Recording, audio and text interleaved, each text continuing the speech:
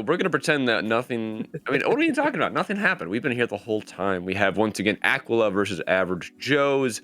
Gonna be a giga banger of a match.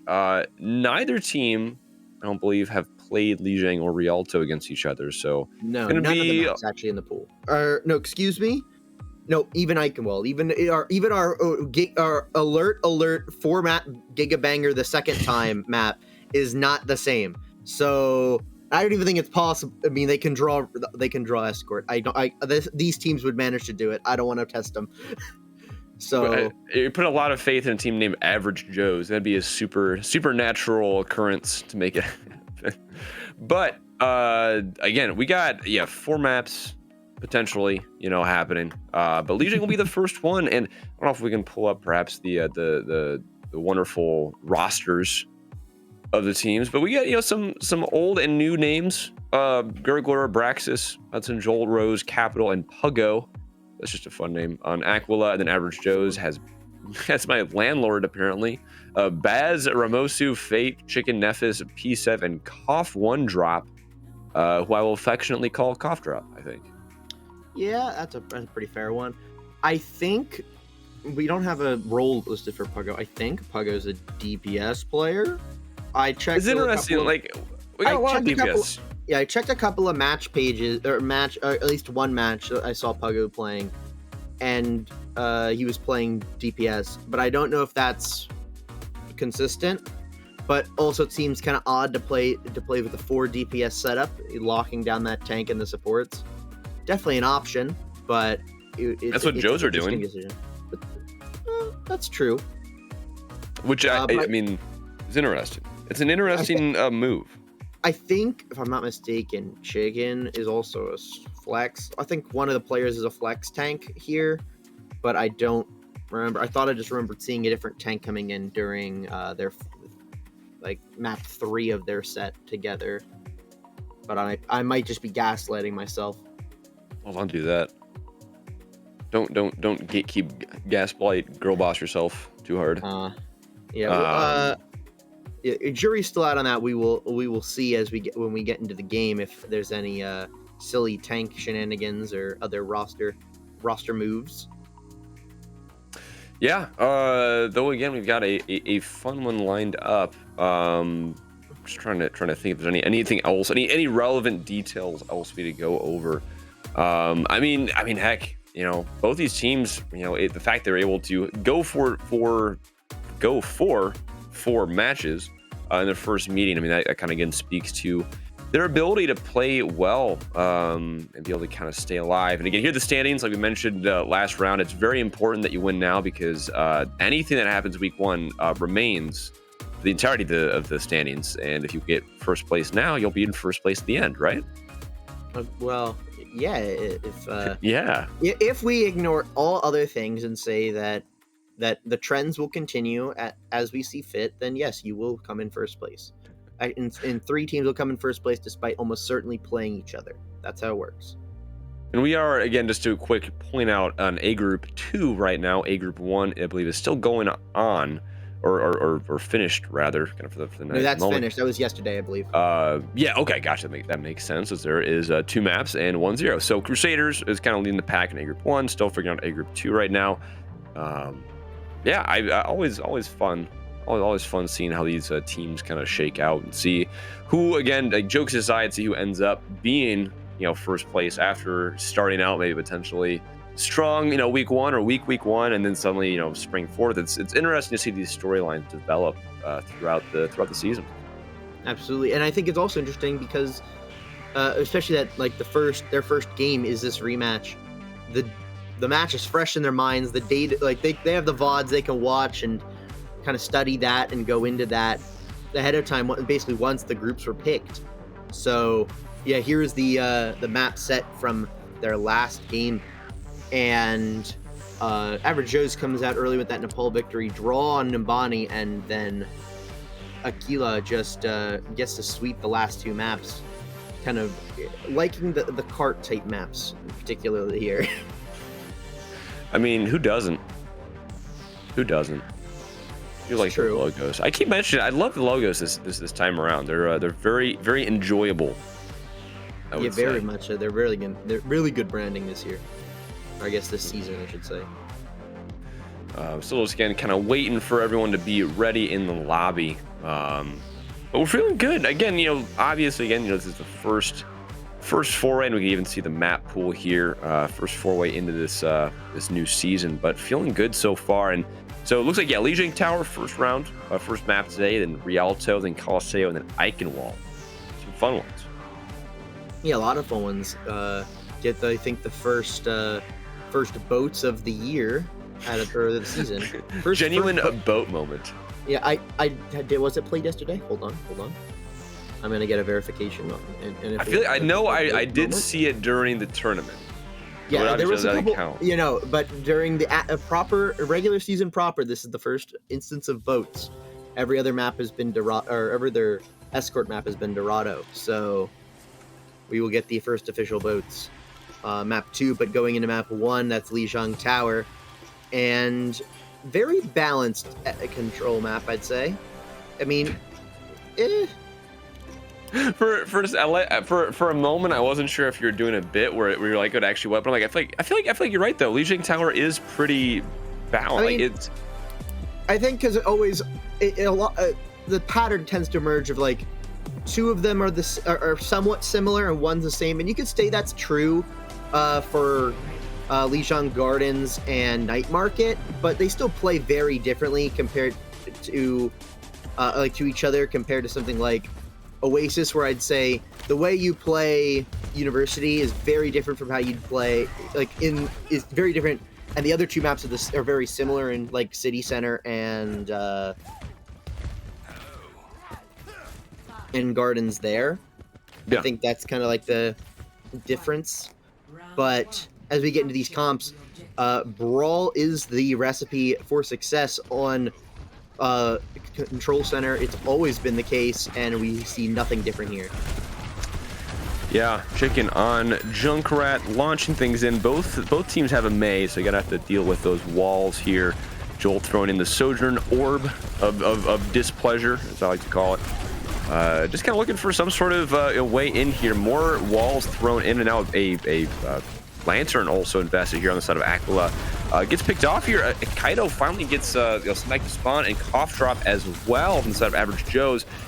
Still, again, just kind of looking for just someone to establish a presence on the point. It looks like Aquila is finally going to be kind of putting their flag in a little bit more definitively than Average Joe's, but as I say that, it's still very back and forth here. Aquila does finally get their first bit of capture percentage up as Jolt and Nephis find pick. So looks like Cough Drop instead of Average Joe's gets sent back to spawn as Gurgler. The tank from Aquila gets sent back as well. This could be the opportunity that Average Joe's needs to get on the point here, Salsa. Yeah, it definitely is that opportunity, and they're starting to, or excuse me, they're getting the picks they need to be able to do that. Had my team slipped around in my head for a second, but yeah, Average Joe's getting the picks required. They find two more, and that should be the point. Aquila invested window into that, huh? Yeah, they did. They're all kind of off on that coast area. Yeah, I must say I don't agree with the window. When you're down two members already, so it's a 3v5, I don't think it's an ultimate that turns that fight around unless your players are gods. I mean, hey, maybe they've got that belief in them. Lots of ults. Nephis throws in the Blizzard and gets picked, or finds Jolt, picks off the Sojourn Chicken as well. Finds a Gurgler. Capital on the side of Aquila is still alive. This Baptiste is doing what they can, finding Zoe, but not going to be quite enough. As Average Joe's coming in with the picks and continuing to get ult percentage on the board. 40% in counting compared to just 26 for Aquila. Yeah, and only had to invest that Blizzard into the fight, which is really good pace for ultimate advantage. You're going to have the tire, you're going to have this Annihilation, and the beat's about to come online, so if this tire can get something done here, you're going to be setting a great pace for yourself. Yeah, unfortunately, though, Kaido was able to end that tire's life before it detonated. Very good job. Throws in the Blizzard as well. Doesn't look like they're going to be able to get much of anything with that in particular, but Rose throwing in the sound barrier might be able to do something with that. A cough drop as well. Let's use sound barrier. Average Joe's as well, staying alive, and now annihilation from Zoe gets a pick as cough drop finds Kaido. No May, Baptiste, and now no Ramatra or Aquila, and now Jolt's falling as well. 80% and counting. Average Joe's is bringing this into last fight territory very quickly, I would say. Yeah, and it's a very vanilla fight, which I think favors the defense here, which is Average Joe's. 10% left to go. They must get in to get this touch, and Aquila wishing they had a couple of these ultimates. They just kind of burned in that tail end of that fight back, but they will get that touch in at 98, or 98. Yeah. Capital throws in the window, pumping the damage. Might be what they need, though. Along with that, they do amplify the healing, so keeping the team alive. You get 2 picks. Average Joe's sent back to spawn with 30% on the clock. Aquila, I mean, not looking great for them. If Average Joe's able to coordinate some of these ults, it could be it, but for the moment, get some percentage up on Aquila's time bank. Yeah, I mean, this is probably about 2-3 fights, depending on the pace that Average Joe's wants to go at and try to engage here. And they just have to win one, but Chicken getting taken out early by Kaido is a way to have to just maybe get a little bit more poke damage. Try and build your ultimate charge, but nothing's going to be happening for this fight, and Aquila know that. They're also going for these. Just pick damage, build up ultimates, get ready for this engagement. 63%, and now with a Blizzard ready, tosses that in. Nephis wants to get this party started. Forces the Icicle for Aquila, and now also Annihilation from the Gurgler. Going to be enough for Aquila to keep this this defense going. 75% now to 99 for Average Joe's. This could be it for Aquila to get the first round win here on Nepal. Looking good, but hey, they've got one more attack here, it looks like. They do have one more attack. They will get all these ultimates, including that beat is presumed. Aquila will probably get the support ultimates midway through this fight. They won't get it until like we probably hit 99, but it's definitely something that will be important coming into this fight. Capital dies. That's 2 picks. Critical. That's crazy. Bane as well finds Rose. That's gonna have to be. It's got to be round over here. The May falls as well. Bane gets that last pick on Kaido, and now Average Joe's in one just kind of swift motion finds their way into a victory. 199%, very close. But man, Chicken on the Junkrat, just a menace. Just the Jay Silly moments coming in clutch. Yeah, very clutch, and finding the bat before that lamp comes down just all of a sudden is such a critical pick, and then immediately finding another one after that just is essentially an instant fight winner. Even if Aquila had all the ultimates in the world, there's not a whole lot you can do coming back from that. It's just so difficult to be down 5v3, especially with the annihilation on the side of Average Joe's. Absolutely. Chicken rocking the Symmetra to get on point a bit faster. Kind of a evening market moment, am I right? Because it's night market usually, but it's evening. True. I thought of that myself. That'll be $10 for that joke. And now Average Joe's on the point, using Symmetra a bit differently. Aquila, I'd kind of opted to use Symmetra to get out of spawn fast, which, I mean, honestly, I don't think I agree with. Average Joe's here in much more powerful position, and now they're just gonna force their way onto this Ramatra here. The Gurgler stuck between a rock and a hard place, finds the first cap as well. Average Joe's and the first pick. Zoe finds the Gurgler. And now Jolt is just ramping up here, just doing 5 million gigajoules of energy through that beam, but it doesn't really matter. Gets picked off, and now the Chicken just chasing down the Lucio potentially. Wow, finds him. Good job. Yeah, very good, and just a solid beginning fight win. A lot of ultimates getting charged up faster than Aquila by far, and some swaps have to go on, so that ultimate advantage is just going to be piled on even further. And I mean, already 30% gained just from that one fight win. Jolt now is on the Pharah, and now we've got a Torbjorn for Kaido, kind of changing things up, as well as a Winston, kind of just going for a more divey composition. Jolt already half health, forced back. Gurgler trying to look for some way to get some damage in, not being too successful. Chicken does, kind of get put in a position where they need to use the wall, but doesn't, man. not much you can do if you're Joel. He gets picked off by Bane, and when that Baptiste is locked in, not much you can do at all. Zoe has Annihilation ready, but not going to really use it. They don't really need to. Just going to continue to put damage in. Actually gets picked off. Kaido launched in a projectile, and Chicken, though, was able to equalize. Gurgler's pushed back, but 69% for Average Joe is a really good amount of, really nice amount of percentage, I'd say. It's very, yeah. I mean, just getting to what is effectively last fight territory and still having a pretty decent ultimate advantage, even if the team's not necessarily all in the correct spots, is good enough. Aquila setting up this fight will have to make it happen. No other opportunity after this one. Both sound barriers launched in here from Rose and Cough Drop. Bane just trying to keep people alive here with this well-placed immortality field. Zoe able to stay alive while using Annihilation, but Gurgler and Joel in the meantime have gotten multiple picks, actually finding Zoe as well. They are going to find this counter flip, it looks like here.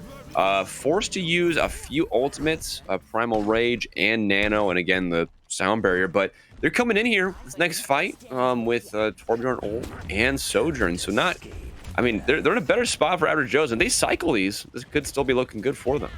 Absolutely, but I do have to give special credit to Bane for that amazing lamp play. Zoe drops down to like 2 HP. That lamp comes in. It's potentially the turnaround option just from the air sniping at, but Aquila able to burst that down and win that fight. But I do want to shout that as a very good play from the flex support. Yeah, not quite good enough to win that fight, unfortunately, but they've been doing some pretty good plays throughout, so I'm sure we'll see more of that here momentarily. Torbjorn Turret was online. Cough Drop finds that. Launching some icicles here. Nithis is just wanting to find a way in, asking just very politely to let them in from the point. Anti gets thrown in, as well as Sojourn Orb. Everyone falling dangerously low on the side of Aquila. And now Zoe as well finding the load. Average Joe's looking like very weak. Chicken, though, finds 2 picks. Joel and Rose have found 2 picks on the side of Average Joe's, but Chicken, though, finds Joel. I mean, this is, again, back and forth. 69% on the side of Aquila, just about. Average Joe's did recap the points, so now they are in control. Rose trying to stay alive here, keeping this going, has a beat come in for 2 people. Gurgler has made it back on Doomfist, and now falling dangerously low, 140 health. Just punching around, trying to stay alive. Chicken is so healthy, but Joel on Sojourn finds the Reaper. Now finds the tank. There's no Junker Queen. Zoe and Chicken have both been sent back to spawn here. Aquila gonna be able to potentially re-flip this. Now Nephis as well sent back to spawn, and now, yeah, passing 69%. Really well done from Aquila. Yeah, and have to find, if they can find their way out, this will be pretty good. It's last fight territory, but it's definitely survivable, and you can work with this. You have a lot of ultimates coming online in the near future. You already have 2 online, especially and more importantly that beat's going to be really huge here. Only this Molten Core is really going to be close to online. The kill on Joel already. I mean, just walking at them. Gurgler did find Nephis, but it is still again a pick off on both. Cough Drop launches in a sound barrier, gets it on 3 people. Zoe finds Kaido in the midst of all of that. That's gonna be huge. Zoe had the ult ready, but died with it to Capital.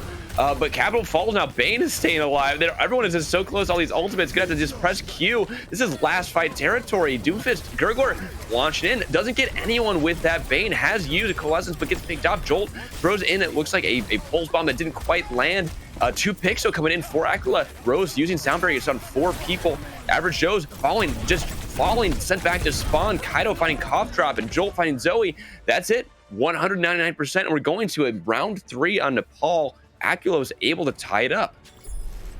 Yeah, and I mean, really back and forth play, but Aquila able to get that point capped and just hang on to it in desperation mode for a good bit of it, but able to get the job done.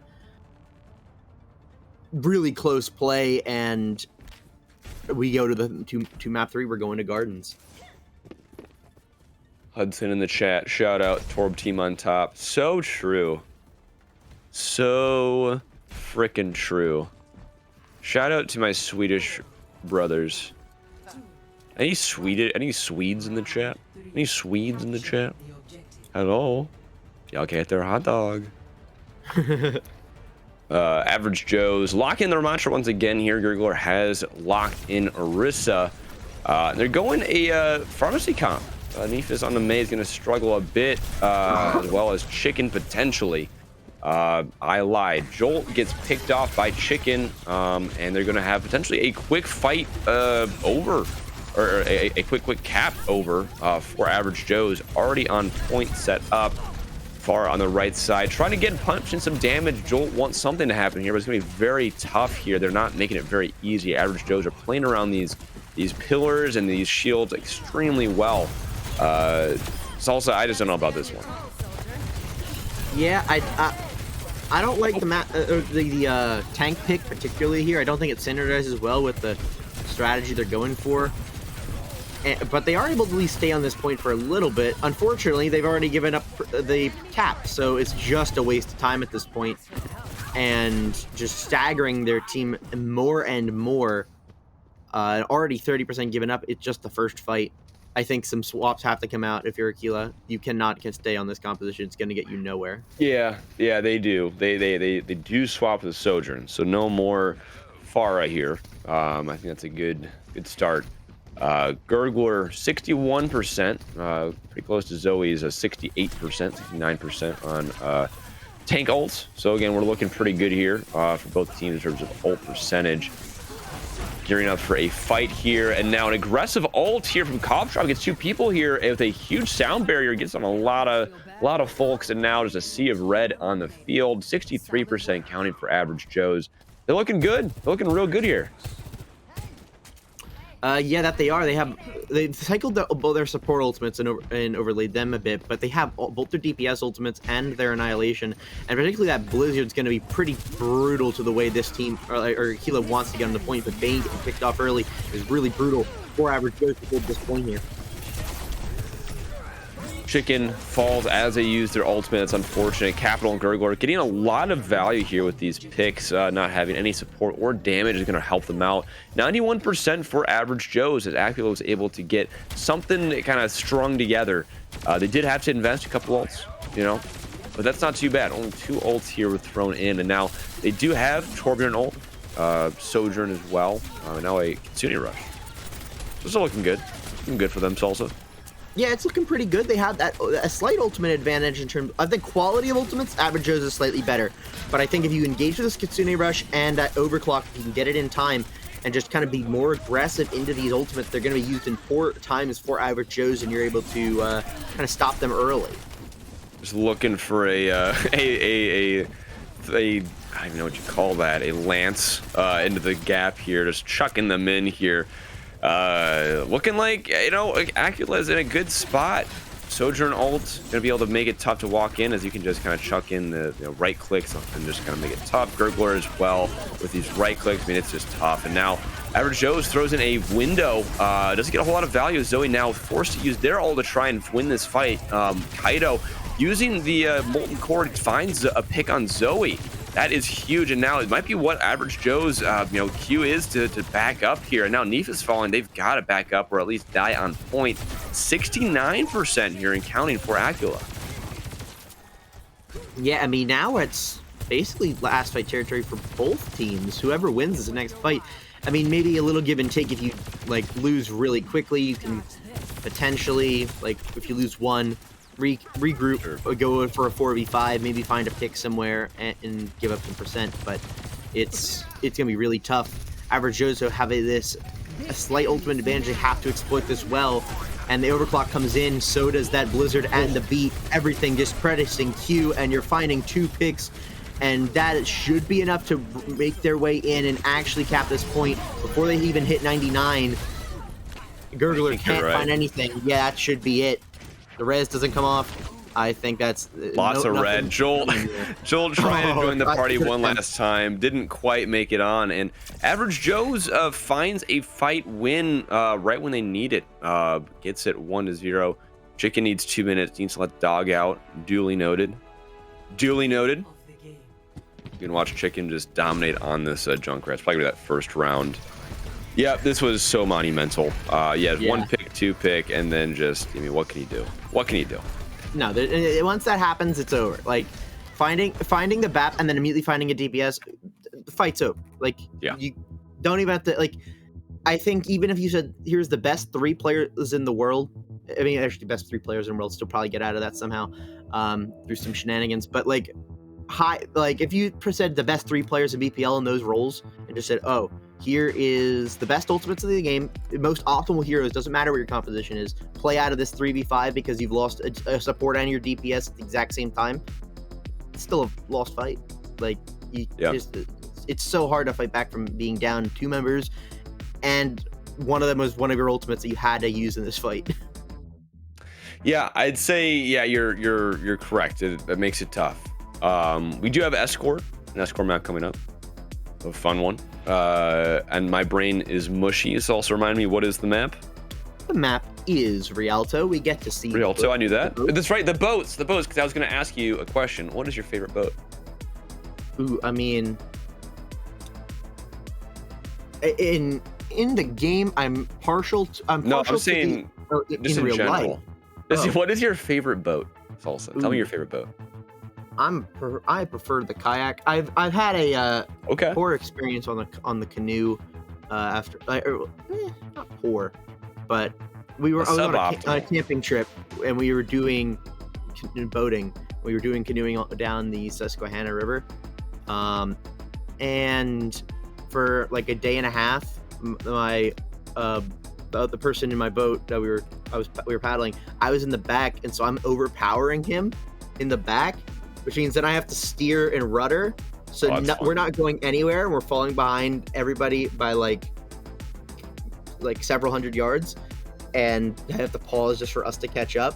We switched spots, and finally we're actually like schmoovin'. So it was good after that. But I think a kayak is what I prefer, because I can just go up, just go. I don't have to worry about keeping pace with somebody else. I can respect that. Speaking of keeping pace, some people need to get a rest in between some of these matches. Some people get sent to ride the pine for a minute, as it were.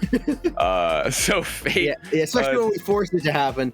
So for coming in for Average Joe's, Fade is in, Bane is out, which I think was listed at least on the support, I think.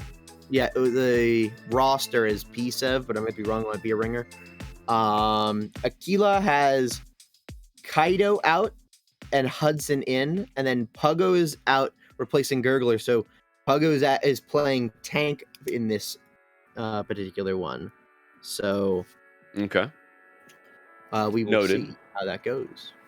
Hopefully they can come back, because right now they are down a point here, and I believe these are best of 3 series, so you kind of need to get at least 1 point in here to stay alive, or else you're kind of sent to the what was it, Yu-Gi-Oh? Shadow Realm. Thank you. Goodness me. It is. We have established this team does like the cart maps, and that's what we have coming up: Escort and then Push. So very possible that they are able to reverse sweep this. I believe. Come back from down a map. I believe, and it is going to be Rialto too. And again, I wish there was more. There was numbers we could point at, look at, and just kind of show you about Rialto. But again, these maps, no one in this series has played, so it's kind of getting up to just kind of feeling it out as we go. But when they played their round 2, never actually reached. Played Antarctic and then Nimbani in their round 2. So and a C League auction is on BPL too. Oh, very good. An auction, also known as perhaps C League action. Yes, that's C League action. And now, I mean, we got a lot of matches. I mean, because we have 3 leagues now, and they've all been able to get enough people. We just casted a C League match. Literally right before this, which is always cool seeing people kind of make it happen. Yeah, absolutely. I mean, I've always been known to cast the B League and now the C League as well. Just I think now A League.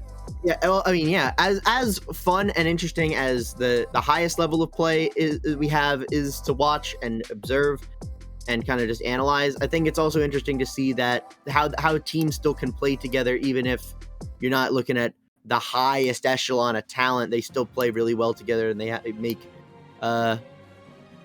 just kind of really interesting, fun maps of Overwatch. Yeah, I mean, because at that point, you're not gonna be playing potentially the meta, right? It's gonna be playing something that's fun. You can play well, and thank God for OBS team for giving me a boat ride. I was just about to ask. Let's go. Oh God! I'm falling slightly in. But I got a little bit of wave. Someone had a wake, so it kind of rocked the boat a bit. Oh sweet Jesus! Oh God! I'm flying now. This is the worst boat ride ever. We're actually connected to the paddle. The oar? Yeah, the oar. Jesus. It's not an oar. It's like a selfie stick. That's what it is. That was me drowning, by the way. If that wasn't clear, me going it was me drowning as I got waterboarded. All right. Compositionally wise, supports and tank is the same. Average Joe's on the offensive side here. They're going to be playing with this Echo and a Hanzo trying to. Okay. Pause. Pause. Kissing. Kidding. Down one. GG. Has called for a pause. That's Aquila's first pause of the match, and. I think we should do it like baseball, like challenges, where you only get like a certain amount of pauses. I think that is the rulebook. I think you only get 2. Oh, really? I knew that. Yeah. I'm a caster. Because, I knew that. There was some game in the tournament last week that was we had like 2 or 3 pauses just because everything was dying, like multiple mid-map subs. Let me see if I can. Oh, sure. Match it was, but it was I think it was. It was like one of the first ones. Power Wash Pirates. So I think I was doing the match after it, and it was just like, all right, we're like an hour late. Yeah, it was not ideal. But what can you do? It happens. But now you can, which is smart. We've done it. The power. There we go. But now it's just you and me, Salsa. Let's talk about boats. Yeah. What are some other boats you've ridden in? One other boat was a catamaran. Oh, we're back in. Okay. Damn it! I was so excited. Maybe we'll go get another pause, or we can talk about it in the break between the next map. I'll hold you to it. Thank God. We are going on a diva-centric composition here for Aquila on the defense and offense. Zoe as well. Chicken finds that Torbjorn turret early, making it a little bit easier to walk forward. Just gonna be pushing through here as I make it through the chokehold of destiny here. Really kind of just once you get through here, it's much easier. And now finding Jolt, I mean, that's gonna make it way easier. Zoe already being a menace on the diva, forcing them down a bit. Puggo falling half health, and now Cough Drop not really able to help too much. Fate gets anti here, and now just a lot of healing going into them. Nephis finds Capital, and now it looks like this is gonna be a fight win for Average Joe's, and they're gonna have one more opportunity here before they cap the pointer to the contest. Looks like. Yeah, I mean especially with the D-Mech there and just letting Puggo just chill in Baby Diva form should be pretty much this point. No touch coming in from Aquila. They are backing out and just accepting. All right, you got that. Nice play. And we'll go next on second. Yeah, we don't want to play anymore. We're taking the ball and we're going home. Zoe still, however, wants to play. Showering in damage here. Trying not to get too much to the Torben here with the turret. Chicken as well on the side, pumping in damage. Zoe has this D-Mech or this Diva ultimate ready. Not sure they're going to use it here as they get the Discord orb from Rose on there. Zoe flying around. Jolt finds Chicken though. Jolt gets felled by Zoe. Oh, tit for tat there. I'm just gonna again push the card a bit. Puggo gets nanoed, forcing out a rally from Cough Drop here. Average Joe's continuing to invest ultimates in here. Zoe finds the Torbjorn turret of Hudson, but it's not really going to do a whole lot here concerning this fight. I mean, hey, this is just going to be kind of just slow going. Nephis on the Echo now does find a pick there, throwing in the Diva ult here. Zoe or excuse me, Puggo does. Dies though to Zoe, and looks like a fight win from Average Joe's. Took a second. Should be, yeah, it took a little while, and getting close here. Aquila have to regroup to be able to potentially touch if they'd like to contest second, but it looks like they're just giving this one up too. 5 minutes on the clock to get through third. Average Joe's on a very good pace. Hudson throws in the ult as well. Yeah, the ultimate getting thrown in right after the cart. Maybe a little zealous, but you should be able to get the members of Average Joe's off this point. We have a lot of ultimates to spend here. They have this bomb, the copy as well, and this nano potentially being able to use this fight. Zoe, I mean, you got anti, not much you can do when you're 1 health. Stays alive somehow, though. Still has their self-destruct. They're gonna get a whole bunch of healing there, potentially. Forced to use it to remech. Unfortunately, you're probably gonna regret that going into this next little choke here. Nephis, 191 health and a dream, pumping in damage and has a duplicate ready. Gonna push the card a touch and hopefully get some distance here to get in a better position to use his duplicate. Chicken finding capital with a headshot. That's huge. Not much you can really do if you don't have like their main heals. And now though, it's just Rose using the Zenyatta ult to keep things going, keep people alive. Nephis uses it, Echo ult on the board and using it on the D.Va staying alive, able to find the Zenyatta on the side of Aquila. Now no heals, throwing in a self-destruct. There we go, doesn't get anyone, but it looks like Average Joe is gonna get a little bit more distance here on the card as Puggo tries to come in and do some damage, and being nano boost is gonna make it a lot easier. Again, just pumping in damage is not, either team not really able to make a whole lot of difference one way or the other. Zoe's diving in, trying to get some of this back line and forcing Aquila back a little bit more, and I guess we'll call that a fight win for Average Joe's. A little bit tough to say. Salsa. It's a bit of a stalemate, but at the same time, you're getting progress on this cart, and that is still like just very good. So it's like a 55-45 fight win split in favor of Average Joe's, and that nano boost comes in onto Zoe. She's gonna be trying to just split this team in half, finds Hudson quickly, trying to kill Rose, cannot get it done. Diving into his back line, it finds a couple more. This could be the fight opening that Average Joe's needs to complete this map, and it should be, in fact. I mean, it sure looks like it. Just one more person, I guess, you know, 2 if you got the turret, and 250 on the clock for Average Joe's. Woof. Yeah, fantastic time bang. Yeah, if you're an Average Joe's fan, you're sitting pretty right now, I'd say. Yeah, so far very good, and I mean, I think it'll be interesting to see how Aquila wanna kind of handle this on their defensive side, or not their offensive side. Do they want to play similar compositions? I don't think Average Joe's will probably be changing a whole lot. I think their game plan is pretty clear, and I think they like what they want to do about it. I don't expect any changes. Yeah, I mean, hey, if it ain't broke, don't fix it. Jolt on the Sombra, Hudson for the moment on Widowmaker. Average Joe's, yeah, they are actually going to be going slight difference with a Tracer, but you're playing something similar. You want to have some hero harassing the Aquila, and then just Chicken being a huge damage threat, Zoe being able to dive in, and the supports being able to heal from afar and peel for themselves. And that's basically the same kind of style of composition for Aquila. They just want to deal with these supports, take them out, just dome them as much as you can by Hudson. Jolt getting some hacks, trying to just cause mayhem for Average Joe's. And then the D.Va still is doing the same role of, well, Sniper Duel lost. That was gross, man. I saw him lining that up, and I was like, man, there's no shot. But there's absolutely a shot. Boomed him onto Torbjorn. You hate to see it. Zoe hacked. Emmanuel hack is subbed in for Aquila there.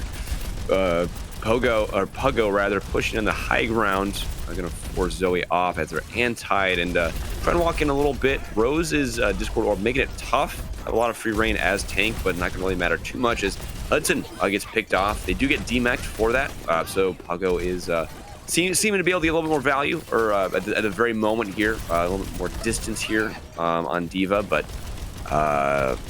yeah, not much you can do. You just gotta kind of keep pushing and see what happens. Yeah, I mean, a bit more skirmishy here, which is definitely going to favor Average Joe's, just getting to burn more time off the clock than Aquila did to them on point A. But Zoe dropping out of the mech and dying, she'll be sent back to spawn. And I mean, you find that the Ana violence, but otherwise this should be pretty solid for Aquila. But that pulse bomb on a Hudson could be the thing that starts changing this fight around. Seems like it. Hudson sent back to spawn, and now Aquila is on the back foot here. Still has Jolt on Sombra, 95%, but only about 5 health. And make that 0 health. Rose finds Fate. So Average Joe's still kicking here, even despite that pick on the Ana, who does have Nano Boost. Puggo, speaking of Nano Boost, gets one from Capital. And now they're going to chase him down. And now, oh man, Zoe falls out of mech, forced to use their self-destructs, now forcing Puggo to use theirs. Neither get any sort of value really outside of keeping the Divas in the fight. But hey, sometimes that's all you need. Zoe has Nano Boost on them, gets burned down. Puggo, very successful here. A little bit of a successful EMP as well. 4 people for Average Joe's under the influence of that Q button from Jolt. Finally, the Rose says, hey, I want to help out too. Uses the Zen ultimate as Chicken finds Joel. That's going to be a tough pick to come back from. Minute and a half on the clock, and Neff is finding Capital. I mean, this seems to be a fight win for Average Joe, Salsa. It should be a fight for Average Joe's, and with 90 seconds on the clock, that starts to put into potential fear that this map is going to be, oh, the stagger. Oh, the stagger. Oh, this is brutal. This is a crime. Yeah, that's just so sad. But yeah, I mean, especially with that stagger, now you're at 60 seconds left of reasonable, like, actual fight time, which is 1 fight, 2 quick ones. So we'll say maybe 1.5 fights. That's not a whole lot of time to actually engage and get through first if Average Joe's can hold, which is definitely possible here. Yeah, you're absolutely right here. And Hudson has a Torbjorn ult ready, gonna launch it in. So far, nothing. Just kind of pumping it in, and Zoe does look like they get demech'd as Memphis falls, and does get 2 picks here. Actually, that's huge. And Netty 3 was kind of open for a hammer kill, and now the Aquila was able to launch, string together a series of dubs here, and now pushing forward, they get the second pick or second point, and now 2 minutes 50 seconds on the clock for them. Yeah. Getting that extra time is very helpful, but I don't even think that they're going to be able to. They definitely are not going to be able to match Average Joe's time. In fact, just through like, even if I think it takes about 1.5 minutes just to get through the rest of the map. If you have everybody on the cart and no contest, it's just it takes a while, and so that's a really nice time bank usage from Average Joe's. That pulse bomb does not find anything, and tries to clear off the high ground. That's what Chicken's using with that Dragon Strike, as it's just really a battle for this high ground. Puggo in there, in the face of their opposing tank. Gets slept, now learning his self-destruct. Gonna try and get the Ana. Yep, succeeds. Almost hacked out of that remech. Unsuccessful though, and now Nephis falls as well. Really good job from the side of Aquila to kind of string together again these fight wins. 3 minutes 20 seconds on the clock here as they lock in on the 3rd point. I mean, you're still looking at 1.5 minutes on the clock for this attacking team, I'd say. Yeah, I mean, Aquila losing a member early on, not ideal, but you need to push this just as far as much as you can. Use as little time as you possibly can here. And Average Joe's, on the other hand, they just need to do whatever you can to burn off as much time. Just get as much time as possible for a potential second push around if you have to go for that. Absolutely. And now 5 people hacked. That's a huge EMP by Jolt. Gonna succeed in killing Chicken, and Zoe might not be too far behind them. Rally invested by Cough Drop, and Zoe does get demech'd as I use the self-destruct. Gonna get mech back in the fight here. Cough Drop does follow the Capital, but now Hudson, I mean, they're just launching in just darts, just projectiles, hammers. finally finds Nephis there as the Echo falls. Now 2 minutes on the clock. Still looking good for the attacking team, honestly. Yeah, really looking pretty good, and you do have this Trance and the Nano Boost coming up online, which will be pretty key to stabilize here. Cough Drop dropping low and dying quickly, and no Diva means that I think this is over, and we will be going to extra rounds. Notably, Aquila does not finish with 2 minutes on the clock, so Average Joe's time bank gets to stay where it is at 2 minutes 50. Pretty good stuff, I'd say. You know, pretty solid stuff. Yeah, so I honestly think, you know, Aquila has a shot here. I think they just need to be able to get through that first choke as effectively as they did that last attack. But they've got a really good shot at making it all the way here. It's definitely possible. I mean, that's definitely one thing about Rialto is like, it's for as much as you can just get completely held at like first really brutally, it does lend itself sometimes to snowballs, and that is exactly what Aquila need right now. It looks like they're going to be going for the same composition as they opened with, which did not go well. So it's interesting to see that, as that's what they have locked as they're going for their second attack round. I guess you want to stick with the Widow just to maybe see if you could win the duel against Chicken again. But I think the Sombra is a little bit more consistent. It's more consistent, but with the Widow, I don't like it quite as much, and I think that's my concern with it. I think if the Widow pick seems like it'll be temporary, and I think once that happens, if they don't lose a fight, it should be okay. I mean, we'll see if it's temporary. They're still rocking it here. Yeah, nothing, no swaps so far. No real sight lines though. Also, Average Joe's holding a little bit back. They kind of realize they might lose that first attack point pretty fast. Chicken gets hacked here. Emmanuel hack, hanging out. Able to survive as Nevis finds 2 picks, Capital as well as the a DMAC of Puggo. That's huge. And now it looks like a fight win for Average Joe's. Minute on the clock here for the attacking team. They're going to have to string together again something magical here, I think, to get any sort of dent on this this progress. Yeah, and not a whole lot of peel on the supports. Both of them fall, and that'll spell the end of that fight. They don't really have a great opening either. The side angle shot from Hudson has to find it, but the D Matrix is there to protect the team. The sightline was found, and the sniper duel is on, but I think that Chicken, with be able to pre-fire it, is in a slight advantage here. Nephis was that 13 health and a dream there. Purple. Just trying to stay alive. 3 picks, 4 picks, 5. I mean, hey, wow, what happened there? Lots of good damage coming in, and now 5 picks, a team wipe. I mean, that's what you gotta have happen. String together that, do it again, and you are good. Coming into the last fight here, 15 seconds on the clock. Average Joe's has 1 more shot if they don't get picked off.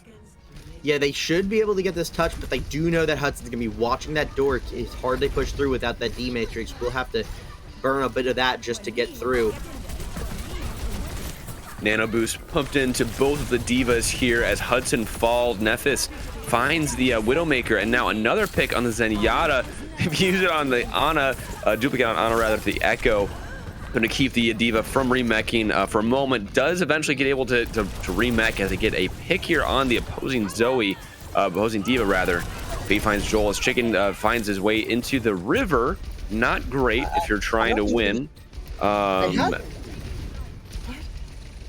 no. Has to be a river kill. Yeah, I'm not entirely sure. Doesn't have the environmental hazard death. So, like, what? Yeah, Cough Drop reses Fate there, and now it's still just back and forth. Zoe's been coming back on the ball as a Diva is still on the side of Aquila there, trying to win here. Hudson and Jolt finds 2 picks. Chicken finds Hudson, but Rose finds Fate. I mean, this is just a sea of blue and red, but now it's just mainly more blue, I'd say, actually. As I was saying, it was slowly eking its way towards Aquila winning that. Overtime is still on the clock. So if they won't leave this cart, they lose. That drags the corpses of their friends along. But Average Joe said they just need to win 1 more fight. Yeah, just 1 fight is all it takes.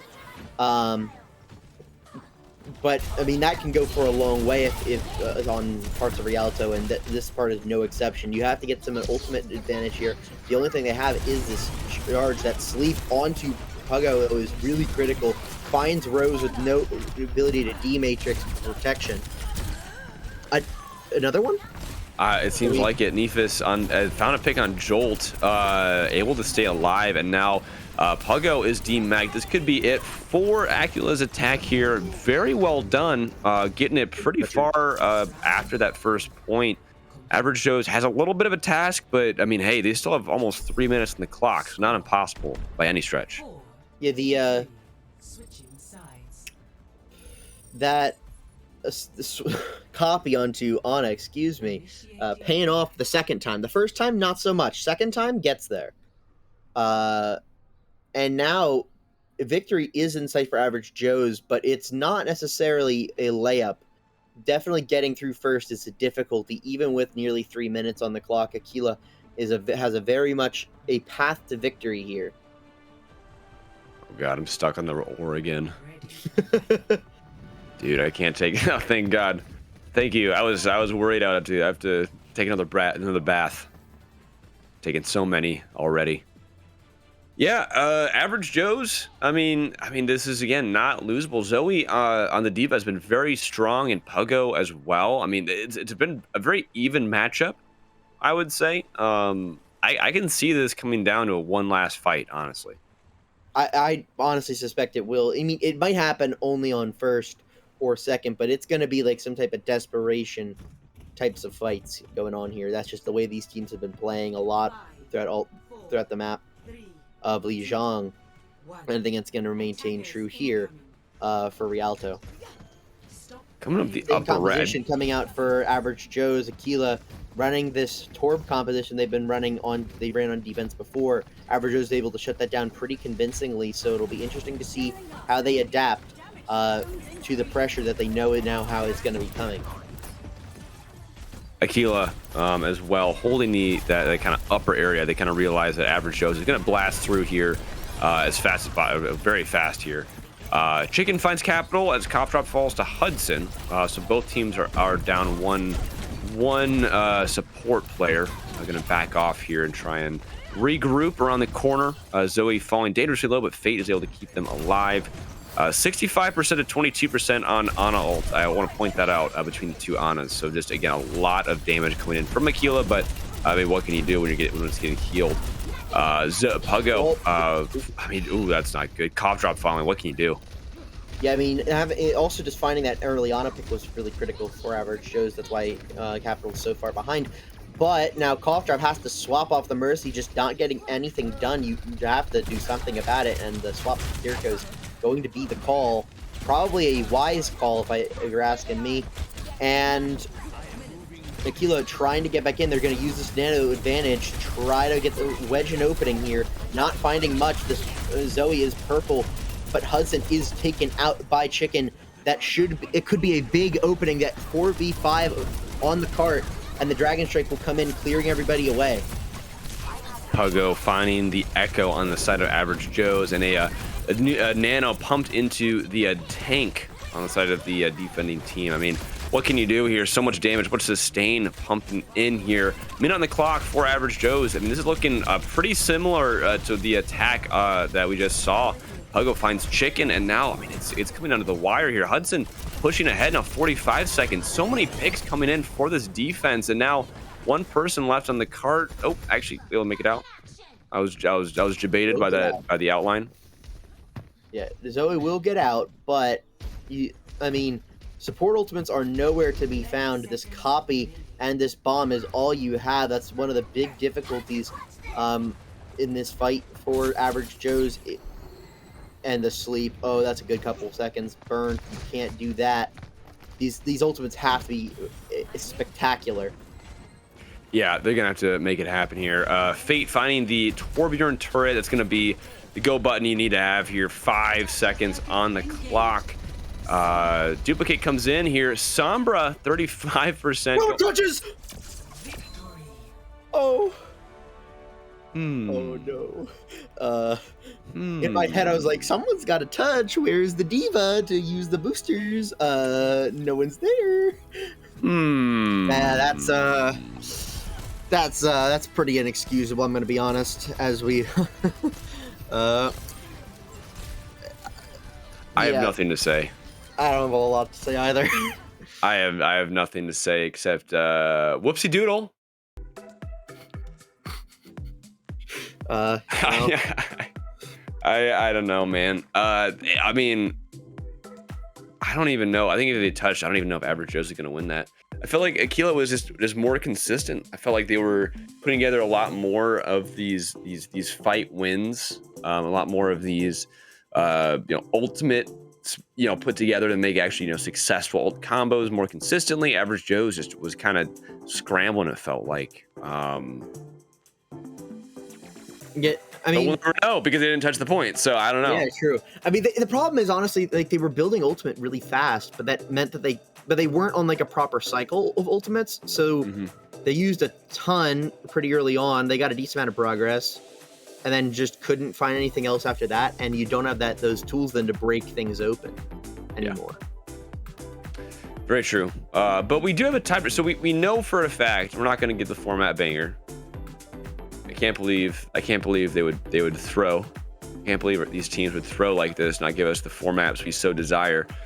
But we will have Coliseum, I believe, coming up. Yeah, Coliseum is the push map coming up. You could attack. Can you draw?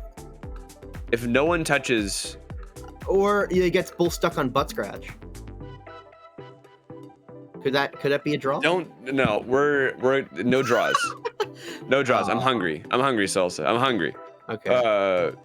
I'll tell the team to stop throwing. We already have to bring in Isak because of some alleged match fixing in the scrim book exchange. Yeah, so. Yeah. He bet against himself.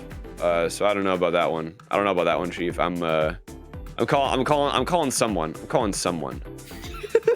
don't know who, but I'm calling someone. And I think we're just kind of waiting for the temes to be ready here. Yeah. While we're talking about, I have a boat conversation. Yes.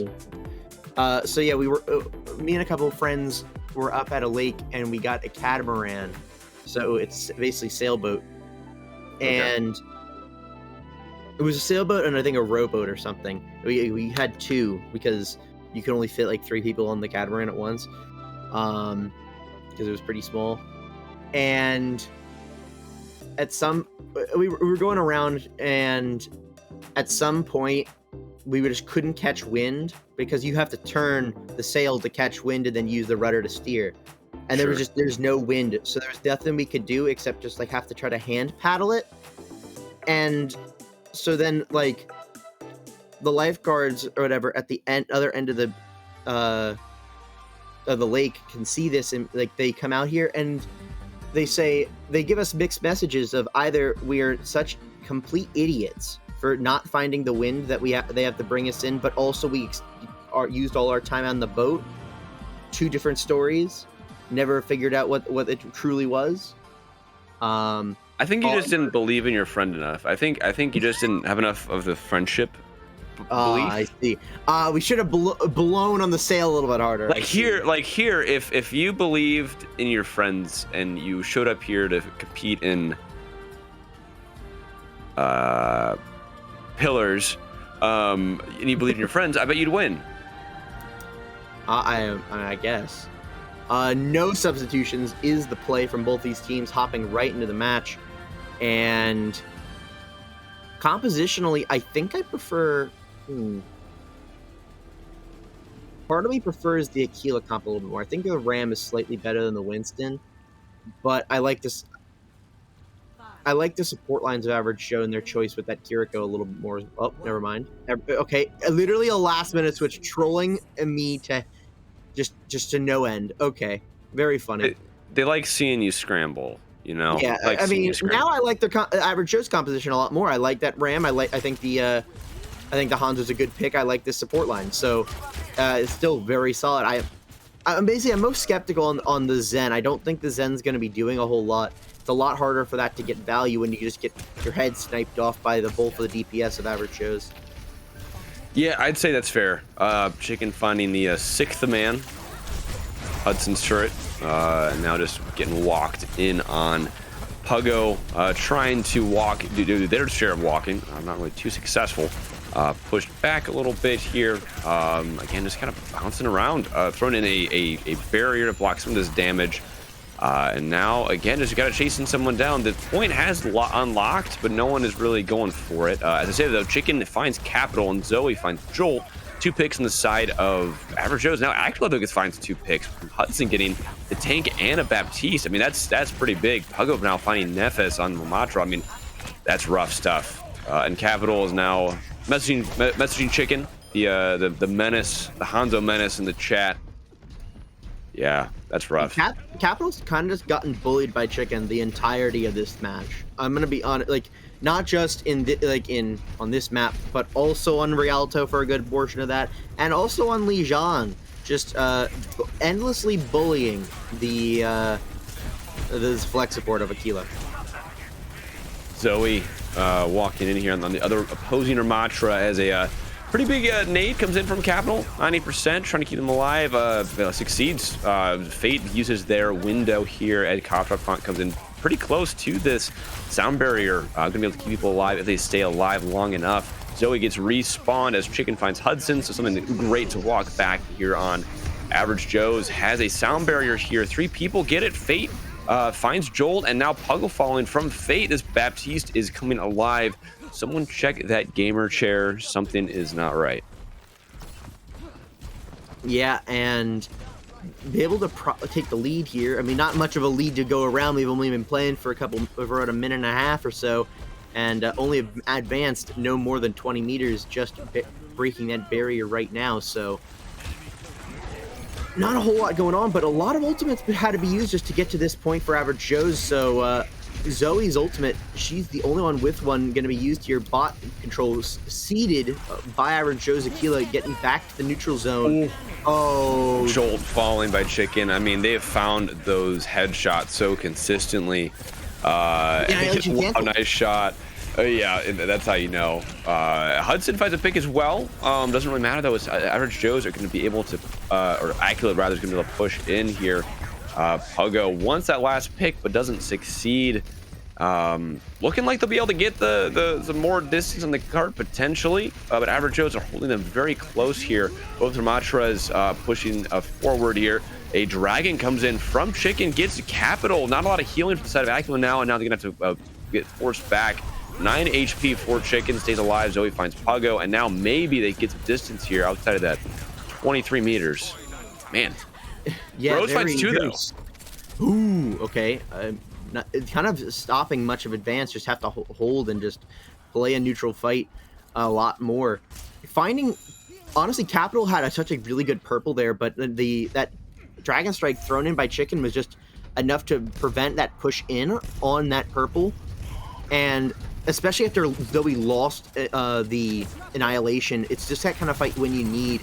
It's very subtle movements of this bot. It's a very plotting gameplay here, just chilling around this middle point here.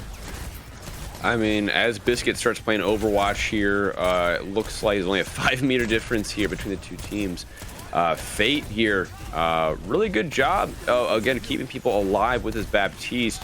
Zenyatta gets thrown in by Rose as Cop Drop matches. 5 people get that sound barrier. Really good job. Nephis half health, falling dangerously low, gets a pick as they use the Blizzard, and Chicken finds Jolt. I mean, that's huge.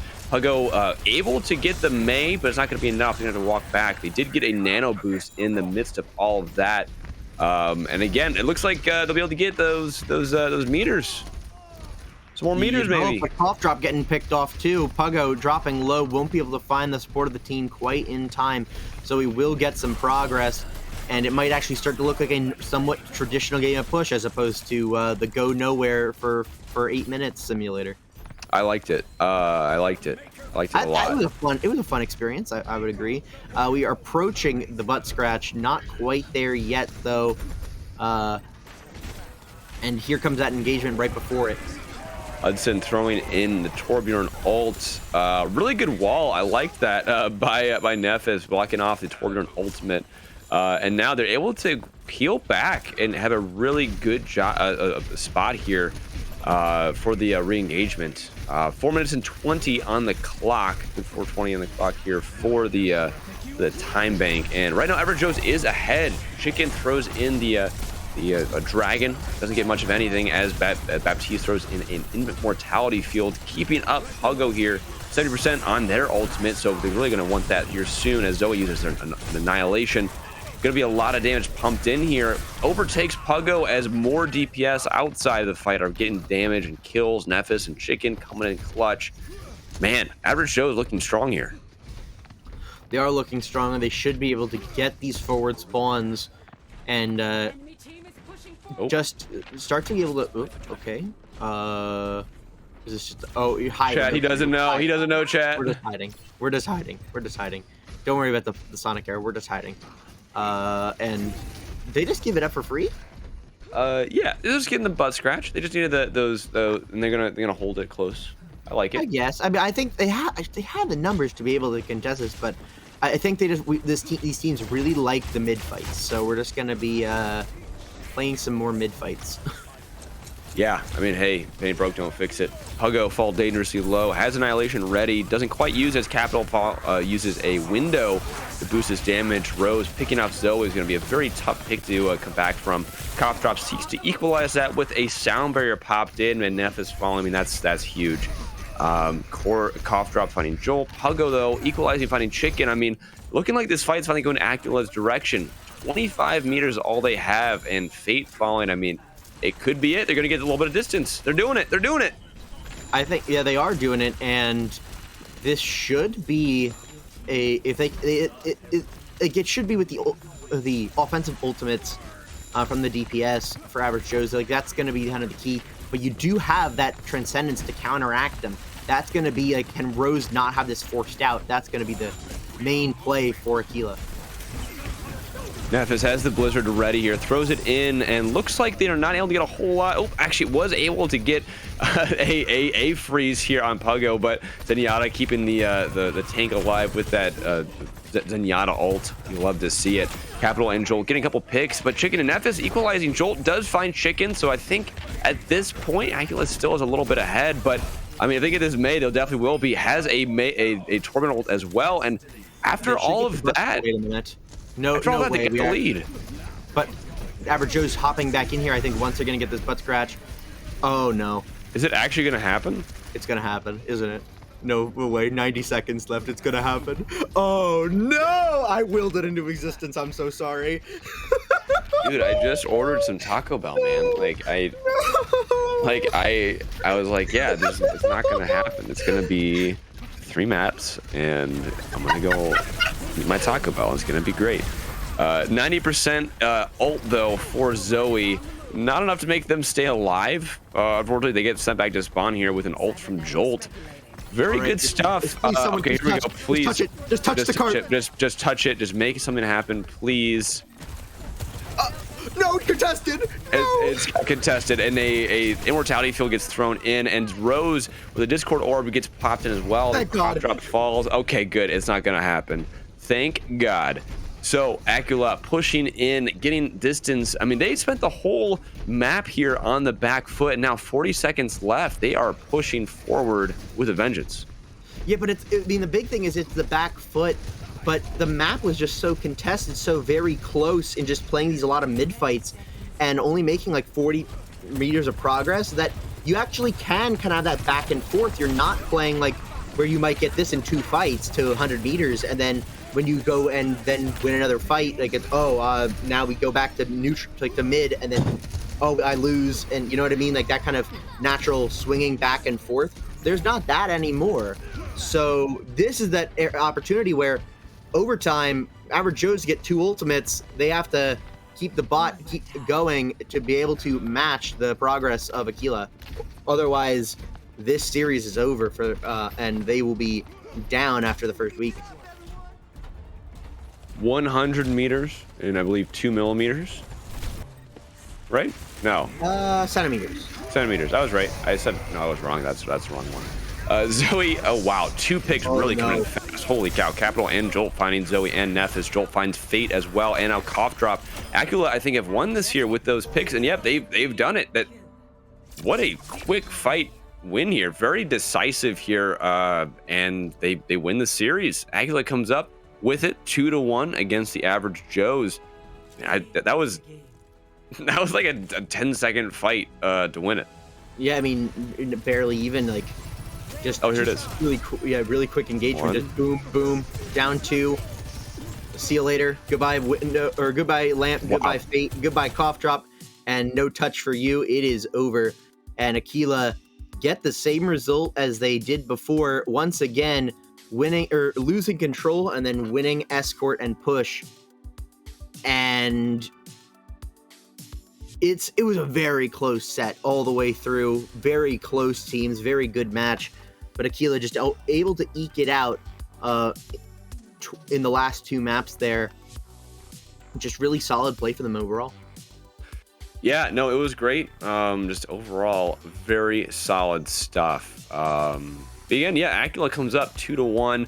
Average Joes, not a bad showing. Again, they were consistent. They came back. They looked like they were going to be coming back here momentarily, but yeah, just that quick fight win. I mean, it was whatever magic Aquila had, getting that momentum going. I mean, it was it was what they needed.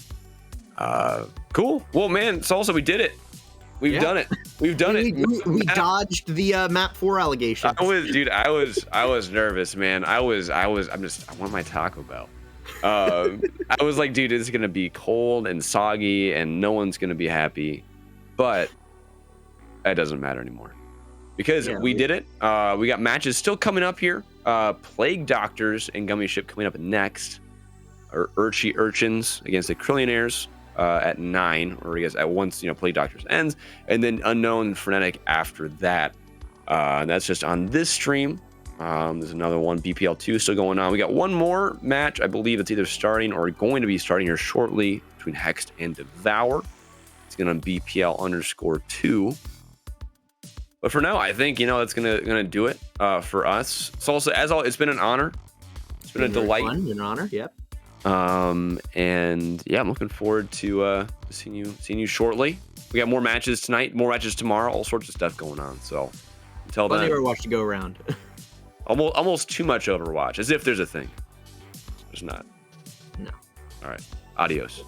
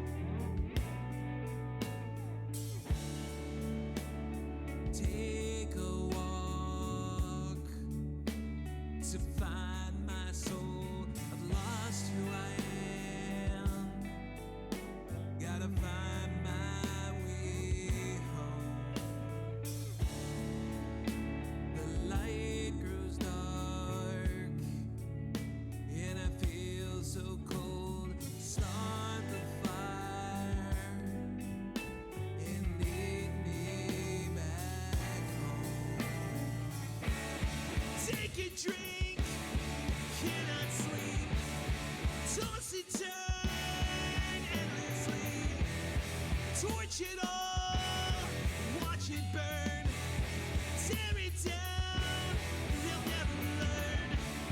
Amounting to nothing, I can't be forgotten.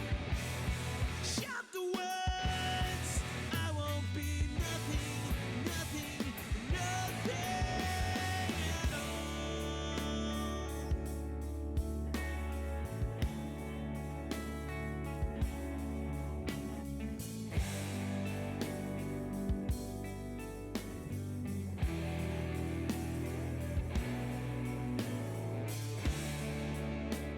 Start again, all alone. There's no end that I know. Don't shed a tear. There's nothing to fear. It's not living if you don't lose at all. Take a drink, cannot sleep, toss and turn endlessly. Torch it all, watch it burn, tear it down, we'll never learn. Amounting to nothing, I can't be forgotten. Shout the words, I won't be nothing, nothing, nothing at all.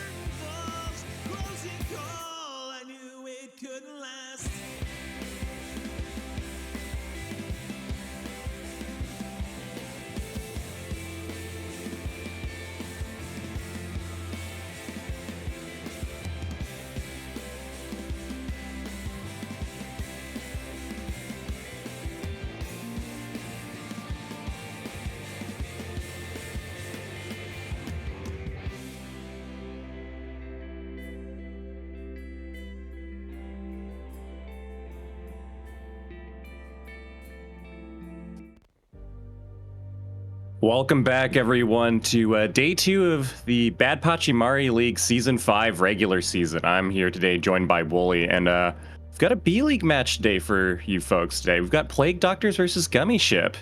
Wooly, what do we know about these teams? Yeah, both these teams, I think, are really tank-heavy. Like, they've got really strong tanks. Pabu, Fish, Magic Otter, all really strong tanks, all GM. Zakatar too, 4 really strong tanks here. Pabu won C-League MVP last season on Umphi Academy. You see that right there. I'm honestly really surprised he didn't go to A-League. He's going to be a big carry for Plague Doctors, I think. I think the rest of their team, they spent a lot of money on Pabu.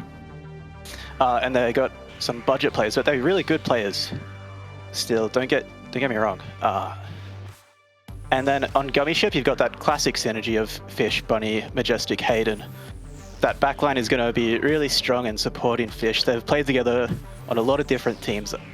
So you could just see this synergy of Gummi Ship overtake Play Doctors here. And in the kickoff clash, unfortunately, both of these teams got 2-0'd in their first game. Played some really strong teams, though. I'm forgetting what that was at the moment, but yeah, they both played semi-finalists. I think it was Famada for Gummi Ship, and Plague Doctors played Starstruck. So I believe it was the other way around, but yeah, it's both pretty strong teams, semi-finalists. Yeah, so there we take a go. look at the kickoff tournament bracket here. I'm really excited for this tank battle. I think it's going to be really, really strong, going to be high-paced.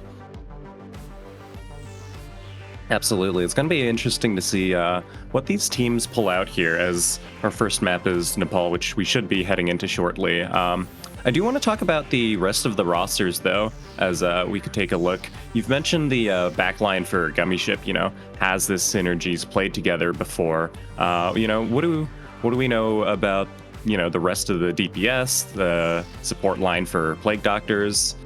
If we take a look at the graphic, got Rihanna, Pyonjin, and Diggy on the side of Plague Doctors for the DPS line, and rounding off the back line, we've got Trisky and Donk.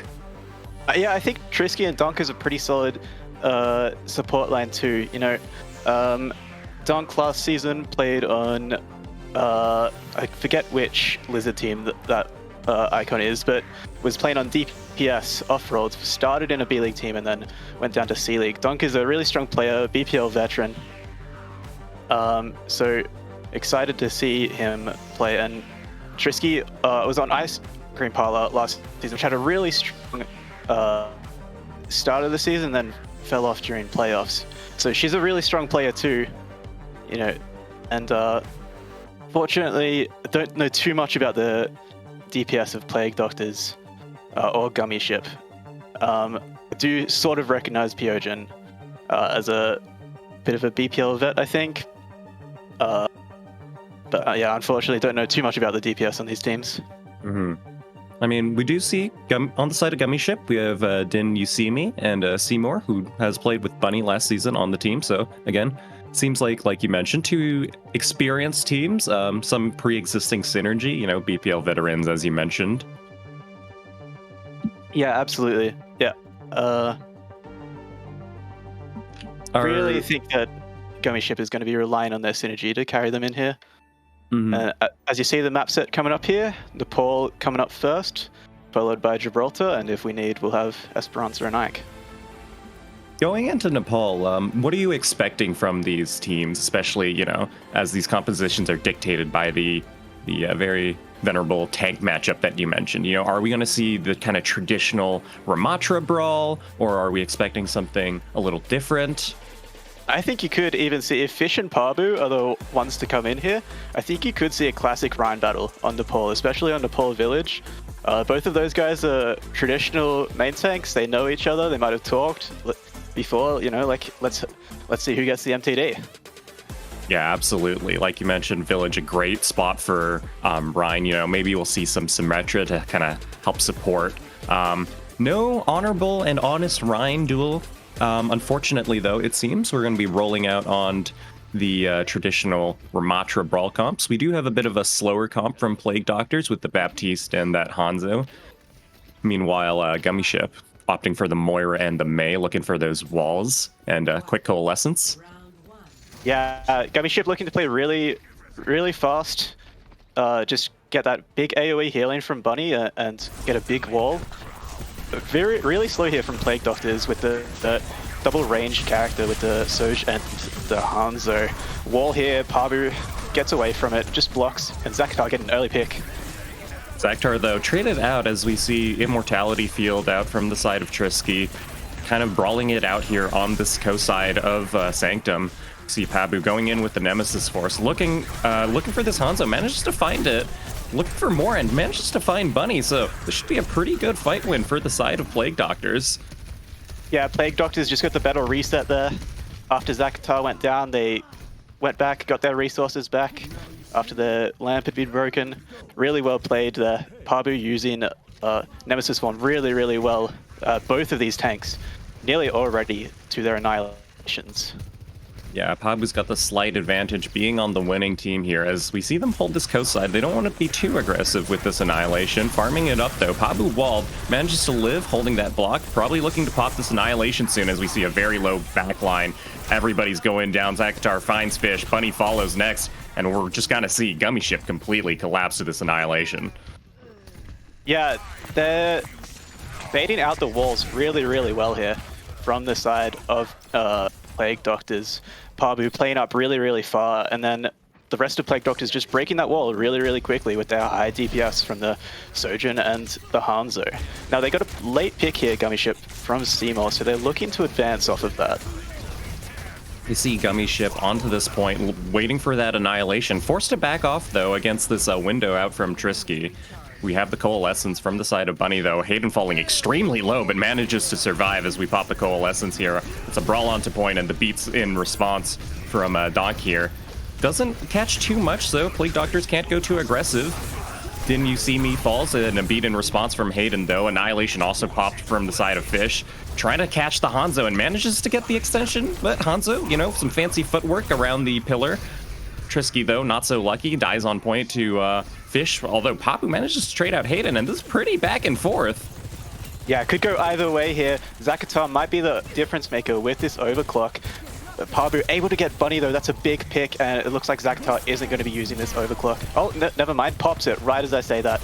Looking for the kill here on to Seymour. Manages to get it, and big boop there forces out the slide. And meanwhile, everyone's frozen on point, but the backline of Plague Doctors coming back in clutch and able to win this first round. I mean, that was rough if you're a Gummy Ship, you know? You're going into last fight and you already lose a couple people, and then Zakatar just pops the overclock and seals the deal.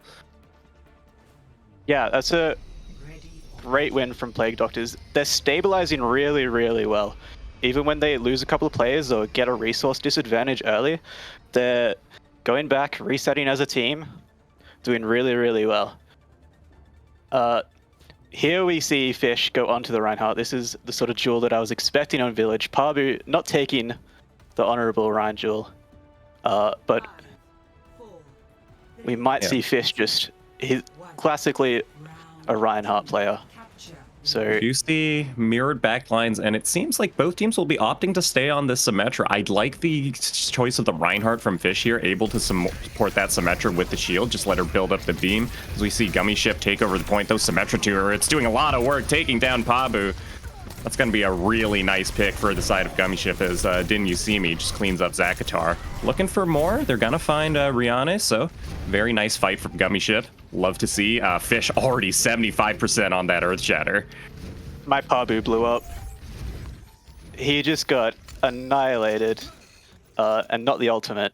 He tried to walk in onto point, and the turrets there from Seymour just slowed him down, unable to get his block up in time. And Fish already on 80%. Yeah, gonna be fishing for this Earth Shatter as we hit 98% though. Pabu forced to block, that's the wall out. Fish looking for it, and it's enormous! Gets the entire backline and Pabu. Are they able to clean up the backline easily without losing Fish? Absolutely, a beautiful Earth Shatter there. I don't think they were expecting Fish to have a Earth Shatter there. The shield came up early from Pabu, the wall came up early, they broke the wall, Shatter, they're all down. That's a great win there from Gummi Ship. They're coming up on this window now, so are Plague Doctors though. But that's the only ultimate that Plague Doctors are coming up on. Gummi Ship also has this Symmetra ultimate. And shield use early here from Pabu. Resources coming out early. We'll see how Seymour wants to use this Symmetra as we see Plague Doctors TP on top of the point, kind of trying to get the drop down, mirror windows out, but on the side of Gummi Ship, you have those Symmetra turrets defending the point. Wall doesn't catch any just yet. The Plague Doctors rotating around the side of the point, walling off the isolated Mei. Are they going to be able to follow up on anybody? Mei wall and Blizzard dropped out. Beat as well. This is a really expensive fight, and they're not able to find anybody. Just as I say that, Hayden gets actually two. Gets Trisky, Zakatar, Pabu follow shortly after. A lot of ultimates used there from Gummi Ship, though, to secure that fight. They're close to that Shatter again, though, but a lot of resources used from Plague Doctors, too. They used the Window, they used the Beat, and Annihilation. Zakatar switching over to the Tracer here, trying to get some backline pressure. Make it so you can destroy those turrets before you go in. They also need the touch here for Rihanna to be able to use this Blizzard, but Donk just falls to the Symmetra turrets, walled off. This is looking really rough. It's going to be all on Rihanna with this Blizzard. Looks like it could catch a bunch of people, but it doesn't matter. They're all frozen, but on the side of Plague Doctors, they're all dead. Yeah, 2 100 O's on the pole coming in. Close, but not in the way you'd expect. You know, dominance from either side. Maybe we'll get a 99 to 99 here on Shrine. We'll see if Gummi Ship wants to stick with this Reinhardt. They played really, really well with it. Fish was setting the tempo onto Plague Doctors, just going in, swinging onto their backline, getting really fast shatters. And yeah, they're going to stick on this Reinhardt. It's working for them. We see Rihanna swapping over to the Echo, try to get some big stickies for the very close comp that Gummi Ship's running. Yeah, we'll see what she can find on this Echo here. It's all going to be on Bunny to contest here as we see Zakatar. He's also swapping over to the Tracer, so a little bit more of a dive comp, especially with this Moira Lucio backline, as that's a really nice wall. It completely shuts down Pabu. And now the Gummi Ship are just going to be able to camp on point with these Symmetra turrets. Unable to find any staggers or cleanup yet. You know, good disengage from Plague Doctors. See the disadvantage of running the Moira there. You can't jump over that wall, put that lamp down, get that shift going. Pabu just gets absolutely annihilated. We see Trisky now swap over to the Kiriko. Whoa. Oh. That's a hate massive to see stagger. it if you're Zakatar, you know, getting one tap by the Mei, but didn't you see me? You know, definitely saw the icicle to the dome here. As we see, you know, Plague Doctors, Rihanna kind of poking out, and we might see a rotation. Almost goes off the side of the map, but makes it out just in time. But that's... you see me, just more beautiful icicles to the noggin. As we see them pushing this advantage here, trying to look for this Mei wall. You know, good discipline, not pushing it too far. Fish, you know, respecting the slope, backing out here. We still want to... doesn't look like they want to hold this choke. TP out to escape, possibly to bait here, as we see Window for the side of Bunny. That's going to be Window Fire Strike, but it's not the Window Fire Strike that catches everybody. It's going to be Seymour assisted with Hayden. Hayden hiding on the side there with the boop. Gets Zakatar off. Zakatar has done absolutely nothing this round. Has just been domed by Didn't You See Me twice, and unfortunately gets booped there by Hayden. They only have to use the window there, Gummi Ship, for a free fight win. Bunny died, but she's already back. They're coming up from the top here now, looking to use this copy, use this Annihilation. Yeah, we'll see how Pabu wants to approach with this Annihilation. Pops it instantly, but is met with the Shatter, the Sim Wall, the Blizzard, and the Beat. That's a really expensive fight from the side of Gummi Ships, but it shuts down Pabu. Rihanna out of the duplication. Didn't even manage to catch who she managed to duplicate here. Zakatar trying to look for something, but unable to find any purchase. So we see last fight heading into this bit of Shrine here. Plague Doctor is really going to have to find something. It's only Donk with the Beat. Yeah, but Gummi Ship don't have any ultimates if they can get a touch in, and they have. Donk has gone through. He won't be able to use that Beat, though. He's out of the fight. He's able to use the beat, keeps Pabu up, but Trisky goes down. Pabu really low down. Bunny is traded. It could be winnable here for Plague Doctors. Yeah, Zakatar on this Reaper in these close quarter brawls really finding a lot of value. Might be able to take a fish here. Pops the Death Blossom just for security. A little, unnecessary, but I can understand. Last fight, you really want to secure it as we're 1-1 here on Nepal. Now, going into this next fight, Fish has that Shatter. If we can get out the Pabu wall, it's completely free. Yeah, absolutely. And Bunny's really close.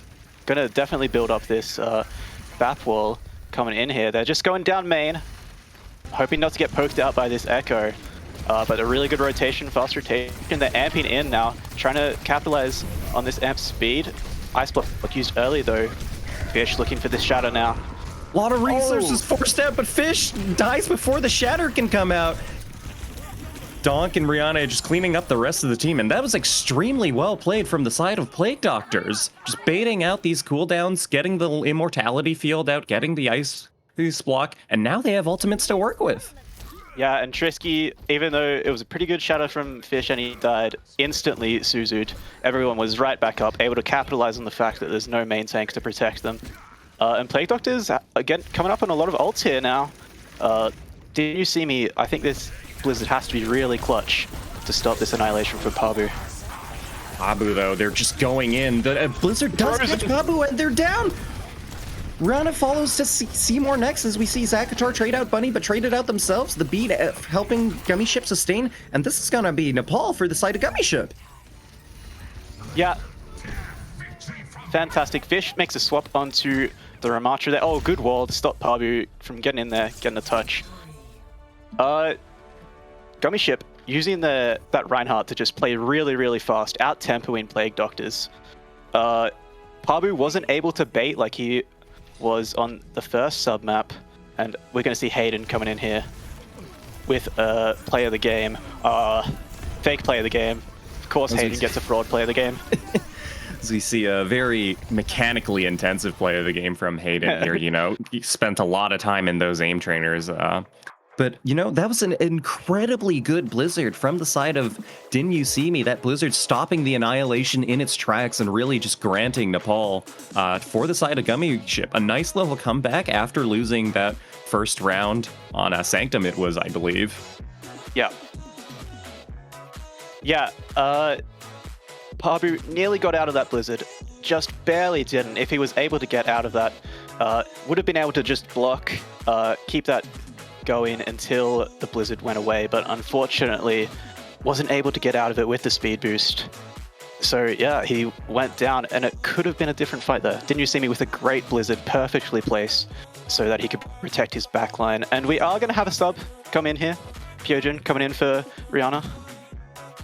Yeah, as we head into our escort map of Watchpoint Gibraltar, definitely a map where you are almost forced to run the traditional monkey dive comps. Maybe we could see a diva, but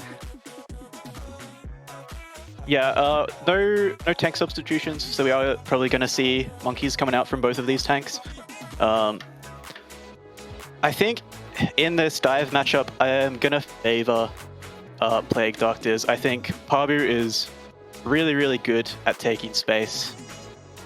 It's just going to be on their backline to keep them up, make sure they're doing good rotations and not getting caught out by Gummi Ship's DPS, who, I gotta say, Didn't You See Me had a great May there on Shrine. Just poked out constantly, was getting constant headshots with the icicles. Absolutely. It was beautiful to watch. Unfortunate if you're a Plague Doctor fan, but we'll see if they can replicate this kind of success moving to other DPS as we head into Gibraltar here on the coast of Spain. We're expecting to see, kind of the more traditional dive comps, probably the Monkey, probably the Ana Brig backline, slight more flexibility and variation that we typically see in the DPS line. But, this is also B-League, so we could see a lot of these players going on to comfort picks, trying to find what gets the most value for them. Yeah, absolutely. We could definitely see something like an Ash or an Echo come out either from your differing from your Sombra Tracer sort of thing. You could definitely see some more pokey stuff, and with how Didn't You See Me was playing, I have to imagine he's gonna play some sort of pokey thing, because out poking on the Mei was just incredible. Had some great headshots. I'm really excited to see what these teams play. Yeah, maybe even despite the fall-off nerf, we might still see a Widow, traditionally pretty strong on Gibraltar. You can sit at the back of the map and get a lot of value there. Like you said, traditionally main tank player, so probably going to see the Winston instead of a Diva, or, something even a little more esoteric, a Wrecking Ball or a Doomfist. Yeah, I will pay Fish $20 if he plays Doomfist, though. Be pretty funny to that. see as you are fishing for the fists, but Yeah. do you imagine we'll see anything outside of the kind of standard Ana Brig that's been a staple of these dive back lines for so many years? I think you could see potentially Hayden go onto Kiriko. He likes playing Kiriko. He played it in Snowdown recently. On Haze, Melatonin Haze. He really likes to, try and flex his skill, as you saw in the chat when he got the play of the game. So you could see Hayden try an ego and then fail and go onto the brig. But I honestly think we'll just see Ana Brig backlines. Yeah, we'll see if, again, like you said, maybe that Kiriko, maybe those kunais find 120 damage and lop off somebody's head. But, as we head into Gibraltar here, nice little rocket ship for reference. What is your personal preference for DPS lines? Do you like seeing the Sombra Tracer? Do you like seeing an Ashe to take advantage of these really strong high grounds on basically all 3 points? I really like Ashe on Gibraltar. I think the Coach Gun is a really good anti-dive tool. Everyone's playing dive, especially in the Monkey Mirror. The Coach Gun and the Whip Shot, it's really hard to get in. We are going to see a little bit of flavor here, though. Pyojin on the Genji. I love to see it. Yeah, really going to be looking for those Nanoblades, an extremely strong win condition, even unless you, commit both the Rally and the Nano. On the side of Gummi Ship, they're still in spawn, so we'll have to see what exactly they pick. But, looking like pretty standard stuff. Hayden not opting for that Kiriko. Seymour on this Hanzo, possibly looking for a quick opening pick, maybe a Sonic Arrow to scout, or, could absolutely stay on it. Yeah, I'm a big fan of the Hanzo too. Looking like Seymour's just going to TP his backline across onto that high ground there. Zakatar, though, waiting in the wings, not going too early, just kind of waiting for the team. Pabu looking to set up this dive, as we see Pabu slept, but instantly woken, burned down extremely low, but manages to escape. Seymour, though, completely unaware of Zakatar in the backline, and manages to find the one clip, I'm pretty sure. We see a little bit of cart push from Didn't You See Me, but Gummi Ship forced to back out after losing that Hanzo. Hayden falls as well. Zakatar took great timing there. Waited until they were engaged with the backline, and then just snuck up on Seymour, got that one clip, and then Plague Doctor is able to just walk forward, get the kill onto Hayden. Yeah. It's also a slight stagger from Bunny as she gets found out by Pabu, who manages to escape. We'll see how this Hanzo finds value here. A lot of card push from Didn't You See Me, though. We do have the Tracer from the side of Plague Doctor's marking. Fish forced to back out from this jump here. I'm really looking to see some anti-nades on the backline, as we see Fish going back to the high ground, trying to find some contest here. Sleep from the side of Bunny, unable to find any value. Nade as well. So we see Fish just kind of brawling it out on cart. Yeah, Zakatar's trying to... 1 HP. Roll it there. Oh, wow. Nearly gets diffed there. Takes the Mega. Has to recall. Didn't You See Me? Trying to win this 1v1. Later recall. Zakatar's really low. Able to get some push up here. Fish popping Primal at the moment. Primal Rage, though, everybody's really split, and without the support, that's an anti onto Fish. Manages to find Trisky, though. might be able to get out if we see. No, it's going to be Donk with a rally finishing off Fish. And Zaktar with a massive pulse bomb finds the backline of Gummi Ship, but it's more trades back and forth as Seymour finds the DPS, getting juggled by Pabu with this Primal here. I think this might just be a 1v1 between the Tracer and the Winston. Yeah, Didn't looks like You See Pabu Me? lost him for a sec there. Didn't You See Me is just going to back out as reinforcements from Plague Doctors got that close spawn.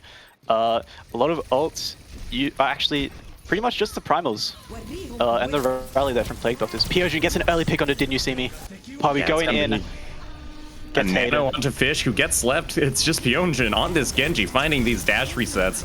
We still see the nano committed from Trisky onto Pabu, and they're just managing to clean up Gummi Ship pretty nice and easy.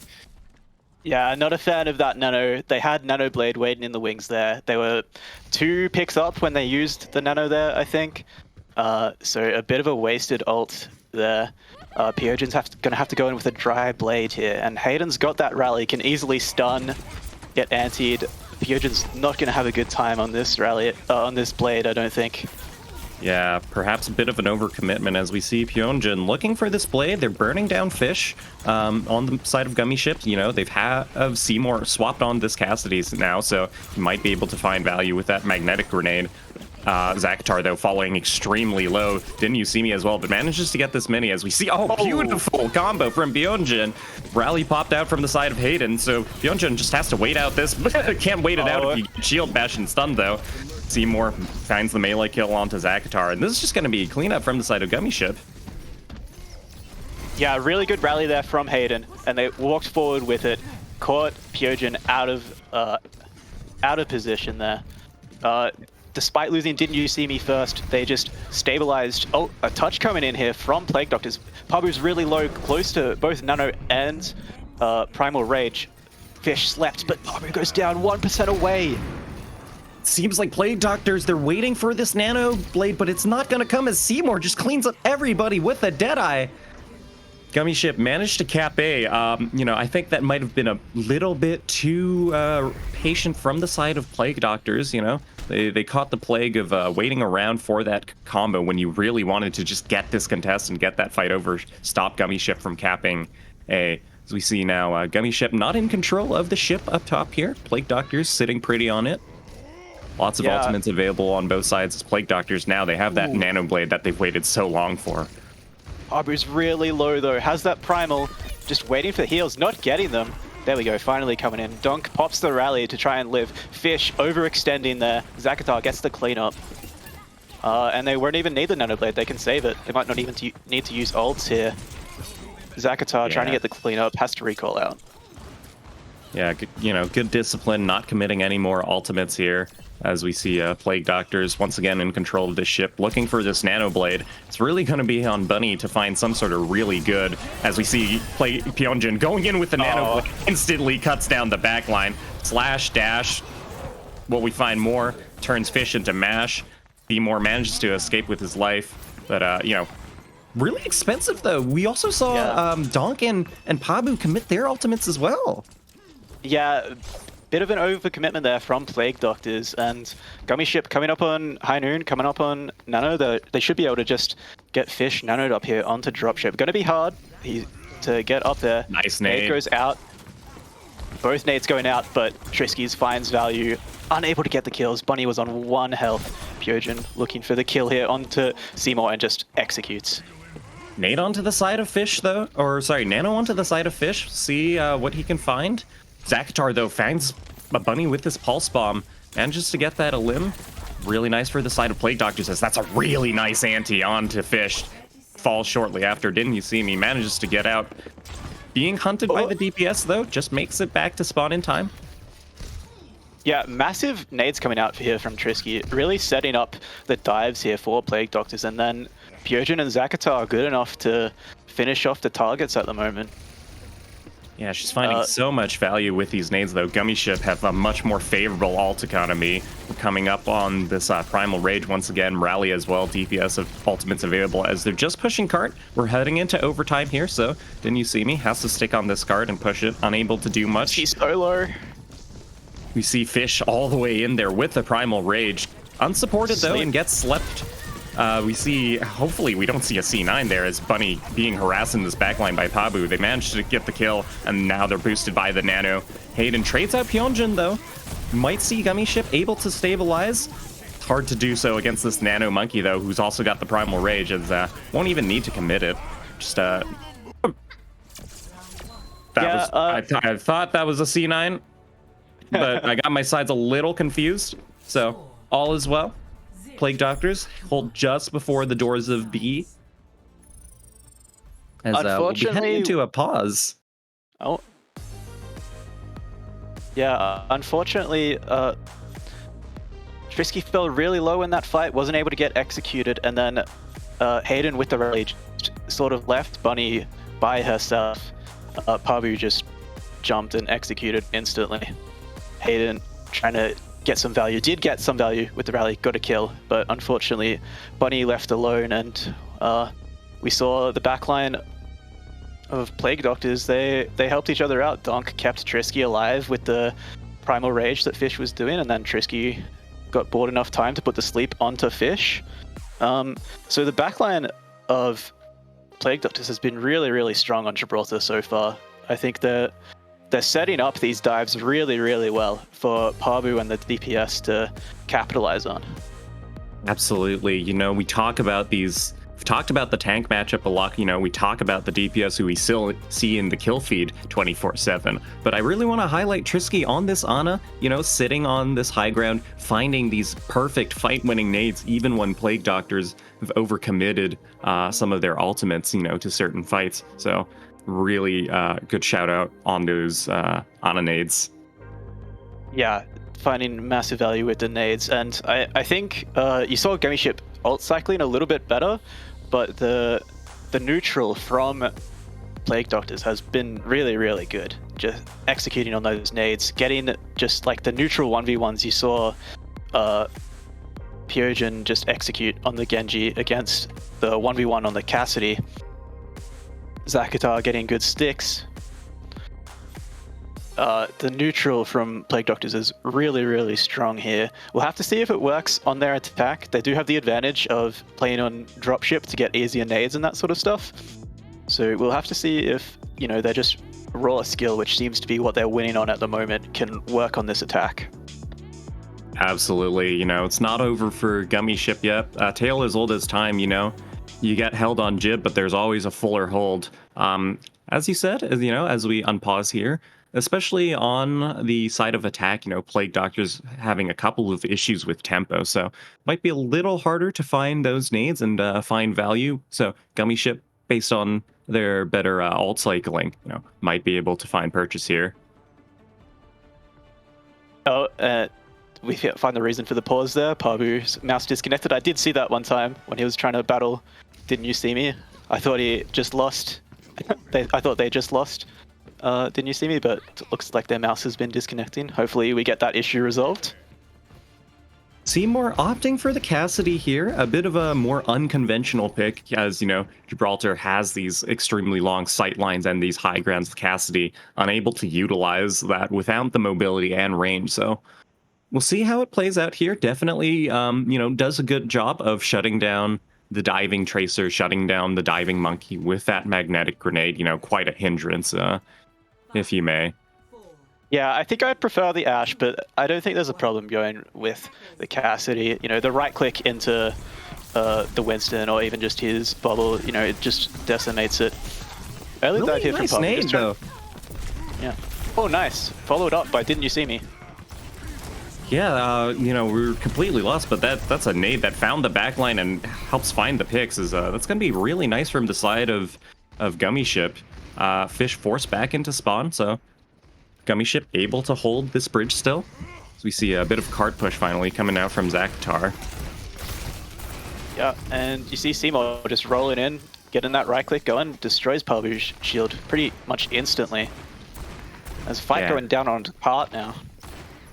Fan the Hammer, really good at burning these bubbles. You know, I think Plague Doctors recognize that with that magnetic grenade finds Zakatar. Bunny traded out though, so might see as we we would have saw a fight if it wasn't for Pyonjin and Pabu dropping to Seymour and Didn't You See Me. So beautiful sleep from Trisky. That's going to be Didn't You See Me sent back to the spawn room. Yeah, and now Bunny and Didn't You See Me have to come back from the spawn room, so Gummi Ship probably going to have to give up a little bit of space. Some free cart push here for Plague Doctors. Yeah, and you see Hayden and Seymour coming back onto blue box here. And Pabu taking some space. Fish going back in though. Bunny coming back into the fight. Fish just kind of soft diving as we see a magnetic grenade find Zakatar again. Essentially around the corner. You can't be happy about that if you're Zakatar.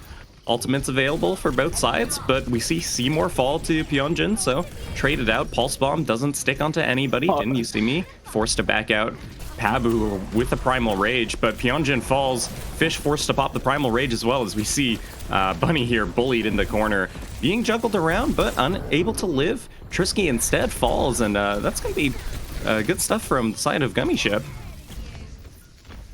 Yeah, you see Plague Doctors get advantages early in this fight, but just unable to execute on them.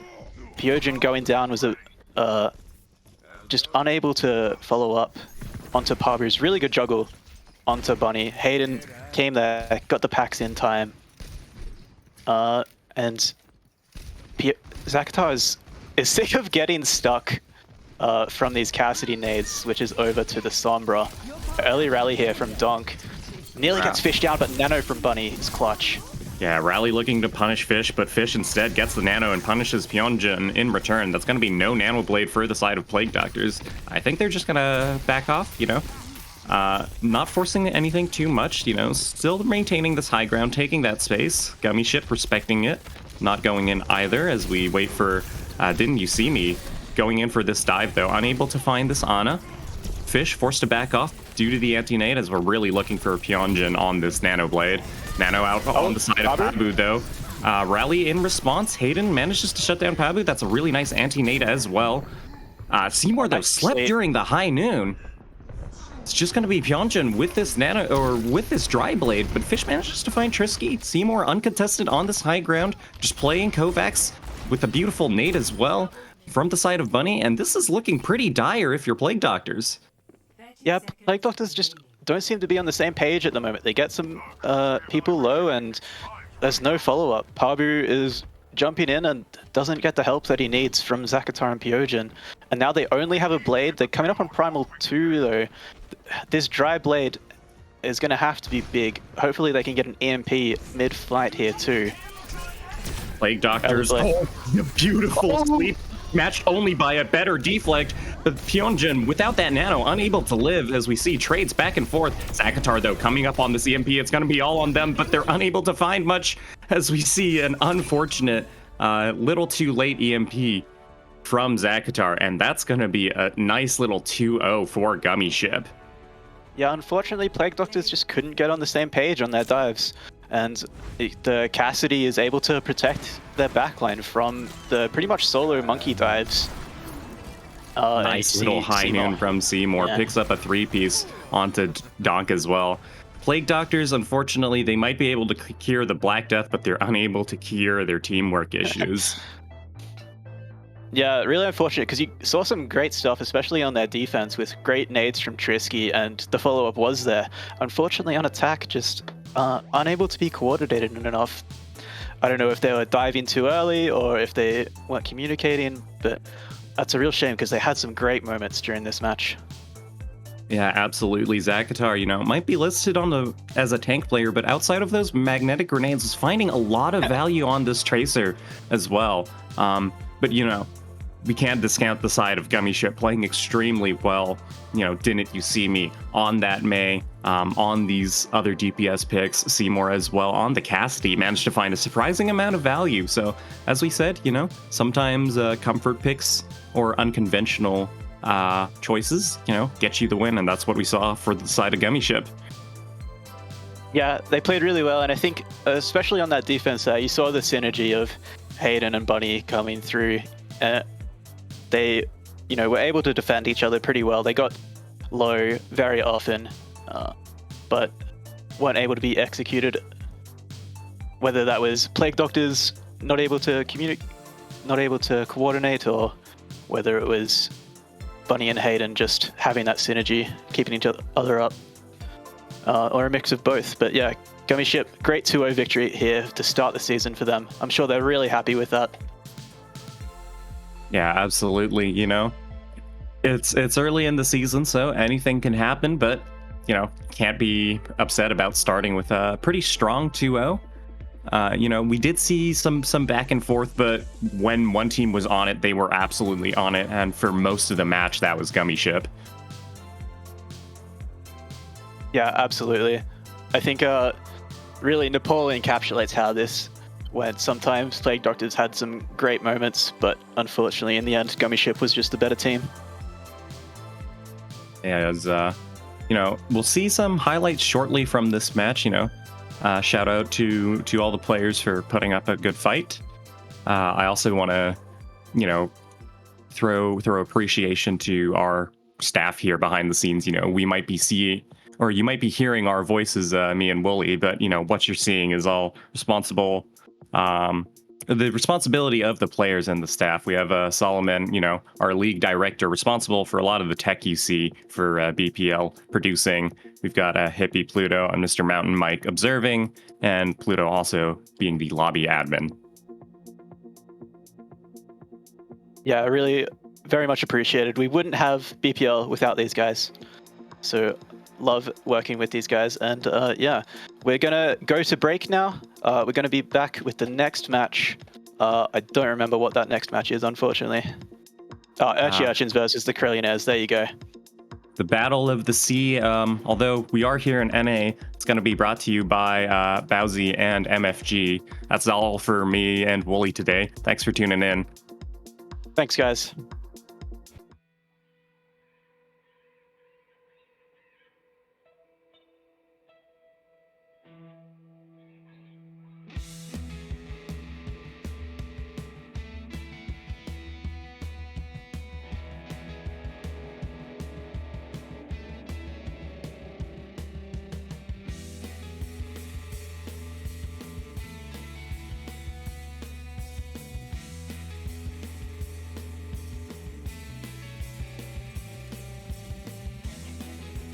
If you knew the story before it's been told, would you try and break the mold? Do what they say and what you are told. Don't you think it's growing old? Staring into nothing, not a repeat of the past. A blank canvas this time, it's built to last.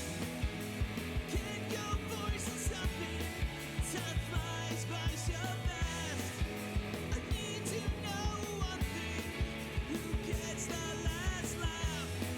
Unsure and uncertain, not sure what it will be. If it all meant nothing, what will I see?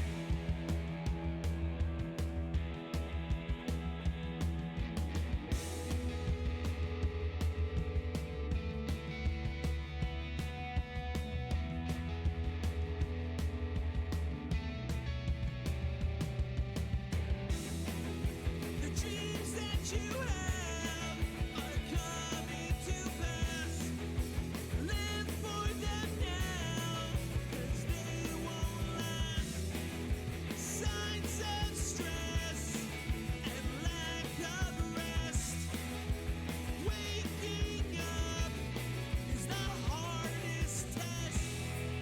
Staring into nothing, not a repeat of the past. A blank canvas this time.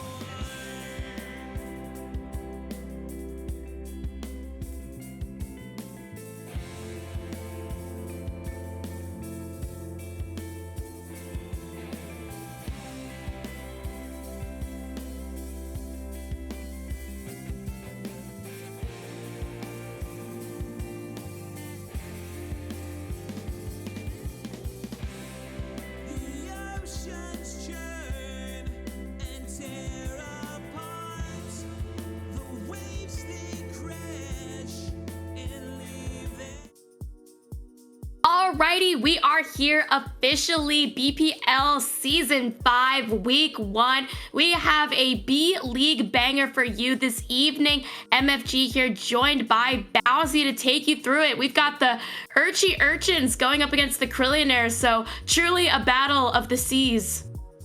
Yeah, definitely excited for an undersea battle between these two teams. Definitely a lot on the line here to start off a season. You always want to start off your season the best way, and what better way to start it off than with a win in the first week. So we'll see which team is going to be able to get the best of it here, MFG. Definitely an interesting match to see. And I mean, the standings so far, there's not a lot on the table, you know? Pretty much everybody except Plague Doctors, Trinity Dan, Jinx, and Gummi Ship are all like average, you know? 0-0. No matches played so far. So this is going to be the first match of the season for these two teams, barring the kickoff clash that we had last week. Exactly. Pretty even playing field here, and we see that they are separated into two groups. So we are looking at a Group 2 match tonight for B-League. So we will see how that unfolds tonight. But if we want to take a quick look at the rosters, lots and lots of BPL veterans to be seen, particularly on Urchins. Only one of their starters here on this roster is not from a previous BPL season, so having that kind of experience will definitely help out the Urchins, but we'll have to see if any of the veterans on the Krillionaires will step up to the plate as a leader. Yeah, you know, well, also in the sort of instance that we see here, you know what they say, if you don't know the player and you haven't seen him before, you never know what you can expect. So Krillionaires definitely could come out with some interesting things with these rookies coming in here to bad Pachimari League. Definitely will be interesting to see how, however, if the Urchins with all that veteran experience will be able to bring themselves on top in this matchup. That is a good point to make, Bowsy, how these kinds of secret people coming in here, newbies, will really surprise you. So I'm really excited to see what they'll be able to bring to the table. I mean, this is their first match of the BPL week, but if we kind of want to look at their previous history for just a second, in the kickoff tournament we had before, both these teams took some losses. Particularly Urchins lost to the fellows here. You can see that on the bracket in round 1, whereas the Krillionaires took a loss to Power Wash Pirates in round 2. So I think they believe the Krillionaires were able to get a bye, I think off of branding votes, but alas, they both did not get very far. Yeah, I can definitely see the branding vote playing a factor there. I definitely read the name of the Krillionaires, and I'm like, that is the best name I have ever seen on a team for a long time. But regardless of which, definitely, I mean, showing that they could put some power against the teams that actually were in the grand finals. Urchins took a map off of Pack Fellows, and the Krillionaires took a map off of Power Wash Pirates. So there definitely is potential here for both of these teams. They definitely could be seen as very good underdogs, and we'll have to see which one is going to be considered the best of them all in this matchup. That is a really interesting point to make, because it's true. They were able to kind of hold these teams, the top contenders, for a minute there. So I'm really excited to see what's going to happen here. We do have preset maps this time going around. So first we will be starting on Antarctic Peninsula. So one of the newer control maps in the game, if not the newest. And then as you see at the bottom of your screen, we will then hop over to Rialto. And then if needed, we will visit Colosseo and Numbani. So starting off on Antarctica, Bowsy, what are some compositions you're expecting to see? Antarctic Peninsula is a very interesting map, but I would definitely expect to see some Brawl here. Brawl has mainly been shown throughout Overwatch League, throughout Diamond, Masters, Bronze, whatever level it is, there's most likely a chance you're going to be playing Brawl on Antarctica, just because all three of the maps tend very heavily toward that Brawl style. Might see a Ramatra or a Reinhardt, it depends on what these teams are more comfortable with, but Ramatra usually allows for more long-distance poke, while Reinhardt wants to get right into your face and swing a hammer right into your face. So we could see very well different styles here for both of these teams, but it's going to be interesting to see those Brawl styles and how each team is willing to evolve them into their own sort of style to get the victory in the aftermath. From both playing and casting some recent Overwatch, I do agree with you, where both the Rhine and the Ramatra composition have been shown and almost played against each other. So these two different variants of the Brawl style and how well one works over the other. So I think it'll come down to overall team synergy and comfort on those specific heroes. And again, highlighting the map set for you now, Antarctic Peninsula. Pretty chilly, but I think this match is definitely going to bring the heat. Yeah, definitely. We are in for one heck of a hot water situation between these two teams, and Antarctic Peninsula is only just a little bit of chilly water that we're going to be seeing in the south, but definitely it's going to be one heck of a heated affair between these two teams, and we'll see which one comes out on top, and Antarctic Peninsula is going to be the good one to start off. And it's interesting, Nambani is listed at that 4th map, but unless we get a draw on Rialto, this match will probably end on Colosseo, but still, it'll be interesting to see these two teams face off and which one's able to get the better of the other. I am excited, and here we go in. And before the timer runs out and we see the compositions truly come to light, quick prediction time, Bowsy. Who you got for this one? I trust the veterans. I'm going with the Urchy Urchins 2-1. Well, I am a 1 in a Krillion when I say I am voting for the Krillionaires here. I think it will be a 2-1. I think that these teams are pretty even, despite the fact that the Urchy Urchins do have more veterans. So, because I know that the veterans on the Krillionaires have been able to stand out very well, particularly Mack Truck, Jupiter, just a couple of those names that I recognize right off the bat.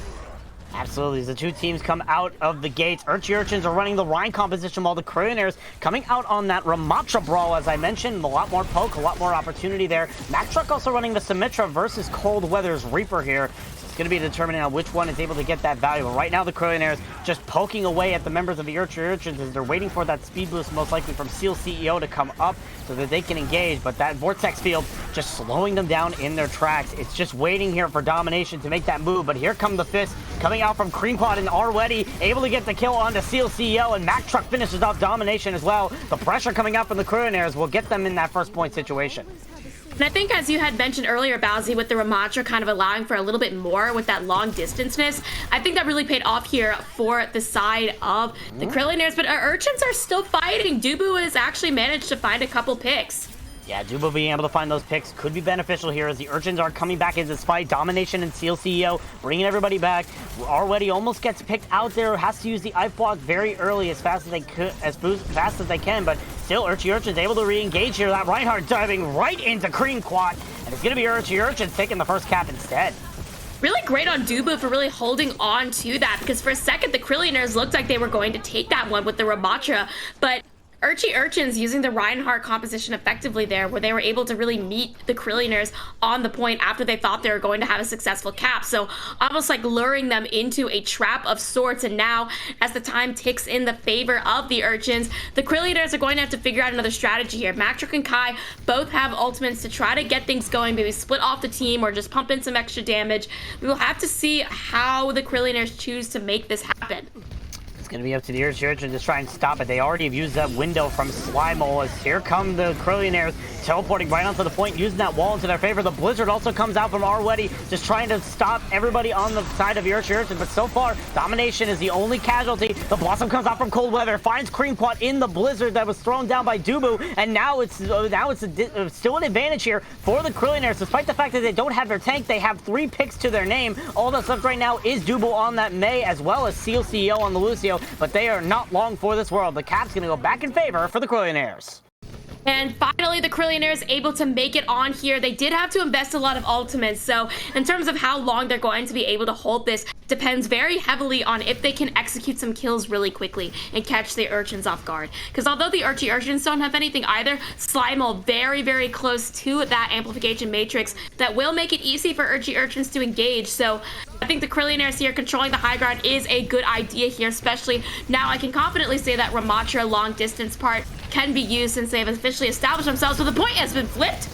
Yeah, Urchy Urchins just go straight to the point with that Ramatra. It doesn't matter if you have the range, you're still able to get that advantage. Domination tries to come back in with the fists, is able to try and do a lot of damage, and Cold Weather there to clean it up as well. The Urchins able to bring this point to their favor. 80% now, as Ready is the last one to fall. That was a massive, massive overlook there from the Krillionaires, because they were so confidently holding the high ground, they just completely forgot to touch. And then once Urchy Urchins were there and forced Krillionaires to drop down to do so, they were able to just make that low ground there. So it's not always about controlling the high ground. So really smart there from the Urchins, and now they're able to do these free rotations. And as we get in that 99%, it's going to be up to them.